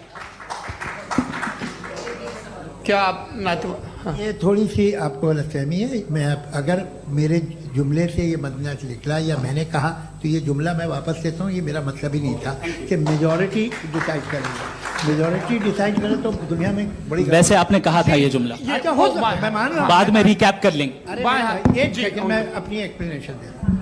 मुनासिब बात यह है कि हम सब के सब दिल में जानते हैं कि क्या अच्छा है क्या बुरा है, हमें पता है अच्छी तरह से। जो लोग बुरे काम करते हैं उन्हें भी मालूम अच्छा क्या है। यही तो सवाल था हजरत कि फिर ये मोरालिटी आई कहां से? Cross examination. हाँ जी हाँ। मोरालिटी साथ रहने की डिजायर से आई है, यानी साथ रहकर जो कुछ कह दे जो कुछ कर दे वो हो जाएगा? नहीं नहीं, तो आप कायदे से रह ही कर सकते हैं जब तक लोगों में मोरालिटी हो, वरना क्यास हो जाएगा। ये आपको कैसे पता? जी हमने देखा ना, जहाँ मोरालिटी का क्यास हो गया, हम देखते हैं। कहाँ पे देखते भाई? दुनिया में। आप जो कह रहे हैं आप कहीं पे अगर गलत हो रहा है इस बहस तो के उसको बाद आप देखिए, आप एपिस्टेमोलॉजी की बात कर रहे हैं, मैं ओंटोलॉजी की बात कर रहा हूं। मैं इस बहस के बाद आप दोनों लोगों को चाय पे होस्ट करूंगा, वहां पे क्रॉस एग्जामिनेशन कर लीजिएगा। अभी ऑडियंस का हक मार रहे हैं आप लोग भाई, सर जस्ट लोग हैं आप लोग। और ये भाई ये हाँ उधर आएंगे, उधर जी सर आएंगे। अच्छा सर मेरा नाम लईकुर रहमान है और मैं अलीगढ़ मुस्लिम यूनिवर्सिटी का स्टूडेंट हूँ। और जहाँ तक मुझे पता है कि sir you are also product of Aligarh Muslim University. मैं भी उसी चमन का बुलबुल। हाँ सर, तो बहुत खुशी हुई मुझे जान करके कि मैं आपसे मिलूंगा। सवाल सर, मेरा सवाल यह है, सर सैयद अलैहि रहमा का नज़रिया यह था कि खुदा के वजूद को अक़ल के दायरे में रह करके तलाश करना, न कि पूरी तौर से उसका इनकार कर देना। Sir how will you define it? नहीं तो ये तो आप इन्हें बताइए। ये सवाल आपसे खुदा का वजूद साबित कर रहे हैं तो सर आपने इनकार कर रखा है, इस वजह से मेरा क्वेश्चन। उन्होंने यही सर से एक सेकंड, सर सैयद ने यही कहा ना कि अक्ल से आप खुदा के वजूद को साबित नहीं कर सकते, यही कहा ना भाई। वो उन्होंने कहा कर सकते हैं और वो कर दिया गया आज। वो फोन तलाश करना या साबित करना अक्ल से नहीं हो सकता। अरे सवाल तो सुन लीजिए जी। अक्ल से नहीं हो सकता है, यही कहा ना आपने। अक्ल से हो सकता है, अरे वो यही कह रहे हैं भाई, आप बता रहे हो सकता है, वो तो कुछ और। आप अगर सर देखो नौजवान फोन ले लो, वो इतनी कमाल की यूनिवर्सिटी है। अरे भाई दे दो जरा, एक मिनट दे दो भाई, मेरी बात सुनो, माइक पे बोलो ताकि जो लाखों लोग देख रहे हैं। माइक दे दो ना। अरे देंगे ना माइक, तुम ठहरो तो। हाँ सर, मेरा सवाल ये था कि सर सैयद अलैहि रहमा का एक नजरिया था अपना कि खुदा का जो वजूद है उसको अकल के दायरे में रह करके तलाश करना है, न कि पूरे तौर से इनकार कर देना है। ये उनका कॉन्सेप्ट था। लेकिन मेरा सवाल ये है कि आप इसको कैसे डिफाइन करते हैं, एक्सप्लेन कैसे करेंगे, मैं आपसे जानना चाहता हूँ, क्योंकि you are the product of Aligarh Muslim University. मुझे अकल के दायरे में रख के मैंने बहुत तलाश की, मुझे मिला नहीं। हाँ, ये इधर वो चश्मा लगाए जो, हाँ उनको दे दीजिए। जी जी फटाफट पूछिए, बस 5 मिनट है, 5 मिनट में खत्म हो रहा है। हाँ अस्सलाम वालेकुम मुफ्ती साहब। एंड मेरा सवाल जावेद अख्तर साहब से। क्या नाम है आपका? अरे भैया सब मुझे तो पूछ रहे हो। फैज पूछिए फैज साहब। तो मेरा सवाल ये है कि अभी जो एथियस्ट है वो problem of evil argument use कर रहे हैं अगेंस्ट मुस्लिम्स, राइट? कि इस दुनिया में इतना सारा इविल है और अगेंस्ट मुस्लिम तो यहाँ अगेंस्ट थियस्ट। हाँ थोड़ा सा करेक्ट कर लीजिए भाई, पूरी मशक्कत ही इसी बात की थी कि किसी एक मजहब पे बात न टिके। जी, तो बेसिकली ये आर्ग्यूमेंट ऐसा है कि इस दुनिया में इतना ज्यादा ईवल एग्जिस्ट करता है और अगर एक ऑल गुड गॉड है तो वो रोकता क्यों नहीं है? लेकिन इस सवाल में एक हिडन अजम्पशन ये है कि इस दुनिया में ईवल एग्जिस्ट करता है। अब एथियस्ट ये कैसे ऑन्टोलॉजिकली प्रूव कर सकते हैं कि इस दुनिया में ईवल एग्जिस्ट करता है? मैं आपको बताता हूँ, थोड़ा सा समझा। नहीं सर हम लोग इनको सुनने आए। नहीं please don't do that. I want to explain ontologically. नहीं हम समझ गए सर, इनको अब जवाब देने दीजिए। अच्छा सवाल पूछ लो। मैं अभी तक क्या था वो मैं थोड़ा सा ऐड ऑन कर लेता हूँ। तुम गुरु, तो हम जब इसका राउंड 13 करेंगे ना तब तुमको स्टेज पे बिठाएंगे। जी तो हाँ जल्दी से। तो देखिए एथियज्म के हिसाब से सब कुछ रैंडमली बन गया है, सब कुछ एटम्स और मॉलिक्यूल्स है। एक पत्थर में और मुझ में सिर्फ इतना फर्क है कि हम लोग एटम्स और मॉलिक्यूल्स का अलग अलग रीअरेंजमेंट है। अब एक पत्थर को कोई इंसान तलवार से 2 टुकड़ों में काट दे या मुझे, according to atheism it is same. There is no evil and good according to atheism. जी अच्छा, फैज साहब का सवाल ये है कि हाँ कोशिश भी करते तो इससे गलत सवाल नहीं कर पाते। एक लाइफ फॉर्म है और लाइफ फॉर्म में फीलिंग्स हैं, मतलब लाइफ फॉर्म सुनता है, देखता है, टेस्ट कर सकता है, फील कर सकता है। तो उसकी ये जो क्वालिटी इस बबल में आ गई हैं वो जानवर में भी है, इंसान में भी है। तो जाहिर है कि उसे कोई तकलीफ पहुंचेगी, तो चूंकि उसके पास वो सेंसिटिविटी है तो मैं करेगा। पत्थर में वो सेंसिटिविटी नहीं है। तो ये क्या सवाल हुआ कि अगर पत्थर को काटा तो पत्थर को तकलीफ नहीं होती, तो आपको काटे तो आपको क्यों तकलीफ हो? बैठ जाइए। जी हाँ अगला सवाल। हाँ पूछे जी जावेद अख्तर साहब। अरे भैया सब आप लोग मुफ्ती साहब को छोड़ रहे हैं तो मेरे ही पीछे पड़े हैं क्या? फिर चलो बोलो भाई। You asked how God can exist when children die in Gaza. Huh? You asked how God can exist when children die in Gaza, and you also mentioned the rise of atheism in Europe. But the same events also are leading many atheists and non-believers to turn towards faith. How do you interpret this contradiction, where suffering pushes some away from God, yet brings others closer to belief? आपको एक बात बताऊं, दुनिया perfect तो कहीं भी नहीं है, हर जगह कुछ खामियां हैं। बेटा एक मिनट, मैं आप ही को कहेंगे, देखो वो तो कुछ खामियां, कमज़ोरियां, खराबियां सब जगह है।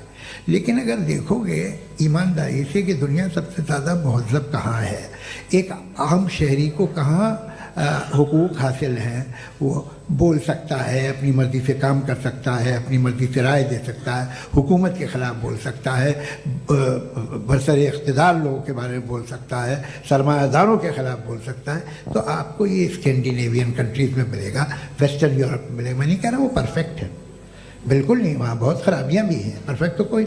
लेकिन जिन जिन मुल्कों में, लैटिन अमेरिका देखो, गल्फ देखो, वहाँ पर आपको ये ज़रूर है कि रेप नहीं होते होंगे। रेप की ज़रूरत क्या है भाई? उसको तो ख़रीद लो, घर में रखो, सड़क पर रेप करने की क्या ज़रूरत है? मगर सुनिए, मगर हकीकत ये है कि वहाँ शख्सी आज़ादी राय देने की, बोलने की नहीं है। जी ये एक आखिरी सवाल मुफ्ती साहब से। हाँ मैम, इनको माइक दीजिए। शुक्रिया। मेरा नाम मनीषा है, मैं हरियाणा से आई हूँ। मैं मुफ्ती साहब से एक बात पूछना चाहती हूँ। आप बार बार जावेद साहब को कॉन्ट्राडिक्ट तो कर रहे हैं कि आपने ये कहा, लेकिन आप भी अजम्पशंस के बेसिस पे बात कर रहे हैं। आपने खुदा के होने का कौन सा प्रूफ पेश किया है, खुदा की एग्जिस्टेंस का? अब इस सवाल को अलग रहने दीजिए, कौन एथीस्ट है कौन नहीं है। और दूसरी बात जो आपने एक छोटी सी कही थी कि ये फ्री विल का इस्तेमाल करता है इंसान अपनी, लेकिन इस फ्री विल का इस्तेमाल में मतलब खुदा ने ये दे दी सबको ये इजाजत कि वो कितना घिनौनापन और कितने ज्यादा खराब से खराब तरीके इस्तेमाल कर सकता है। जवाब सुनते जी। आप फ्री विल को मानती है ना, या अब कहती है कि फ्री विल नहीं है ना, मानती है ना? तो अब आपके पास इसका कोई एक्सप्लेनेशन नहीं है कि अगर एक इंसान उस फ्री विल का इस्तेमाल करके गलत काम कर रहा है और बच के अच्छी जिंदगी गुजार के निकल जा रहा है, उसका कोई रिकम्पेंस नहीं है। हमारे वर्ल्ड व्यू में जो इंसान गलत काम कर रहा है उसको भी रिकम्पेंस यानी उसका बुरा बदला मिलना है, और जो सही काम कर रहा है उसको सही बदला मिलना है। लिहाजा जो फ्री विल है वो इस तरीके से है कि एक लिमिटेड टाइम तक खुदा ने मोहलत दी है। ऐसा नहीं कि छूट दे दी, जो करना है करते रहो हमेशा। वक्त आएगा जब एग्जाम का टाइम खत्म होगा तब रिजल्ट आएगा, दौराने एग्जाम जबरदस्ती आपको नहीं बताया जाएगा। अरे भाई एक सेकंड जी, एक सवाल मुफ्ती साहब से मेरा, मुफ्ती साहब से जी, रुक जाइए, आपसे फोन आप इसके बाद आपसे यही रहेंगे। बोलिए। मैं मुफ्ती साहब एक ही सवाल करता हूँ कि अगर जो हो रहा है फ्री विल से हो रहा है और एक दिन बरोज़ क़यामत इंसाफ होगा मैशर में वगैरह वगैरह, तो दुआ क्यों मांगते हैं लोग? दुआ मांगते हैं इसके मतलब है अभी भी उसने ये डिपार्टमेंट रखा है कि मैं रोजमर्रा की जिंदगी में बिल्कुल बिल्कुल ही कैन। तो तुम कैन हो, तुम मुझे नौकरी दिला देते हो, मेरे बेटे को ग्रीन कार्ड दिला देते हो, और 45,000 बच्चे मरते उन्हें रोकते नहीं हो। नहीं तो क्या आप ये कह रहे हैं कि इस दुनिया में जालिमों को कभी पकड़ ही नहीं होती है? अरे जो भी पकड़ होगी वो बच्चे रोते हैं। बिल्कुल, देखिए मैंने अपने ओपनिंग स्टेटमेंट में यही कहा था कि जनाब जावेद साहब सिर्फ इमोशनल आर्गुमेंट देंगे। This is an emotional argument. ये छोटे मोटे इसके पीछे का रीजन मैंने बताया क्या है। देखिए मैं बार-बार यहाँ पर मैंने बताया मंच से आप लोगों को सज्जनों इसलिए कह रहा हूं ताकि थोड़ा सा आपके कॉन्शियंस पे जोर रहे कि आपको ऑर्डर बचा के रखना है। वक्त तय हुआ था, ये वक्त पूरा हुआ, आपने इतने धैर्यपूर्वक सुना, मैं आप सबका बहुत बहुत शुक्रगुजार हूं। यदि इन दोनों विद्वानों की इच्छा होगी तो कभी हम इस बातचीत का राउंड 2, राउंड 3, यही तो देखिए खूबी है इंसान की कि बहस मुबाहसे में वो पड़ा रहता है। आप लोगों ने बड़े धैर्य का परिचय दिया, बहुत बहुत शुक्रिया। इसी के साथ ये बातचीत यहाँ पे समाप्त होती है।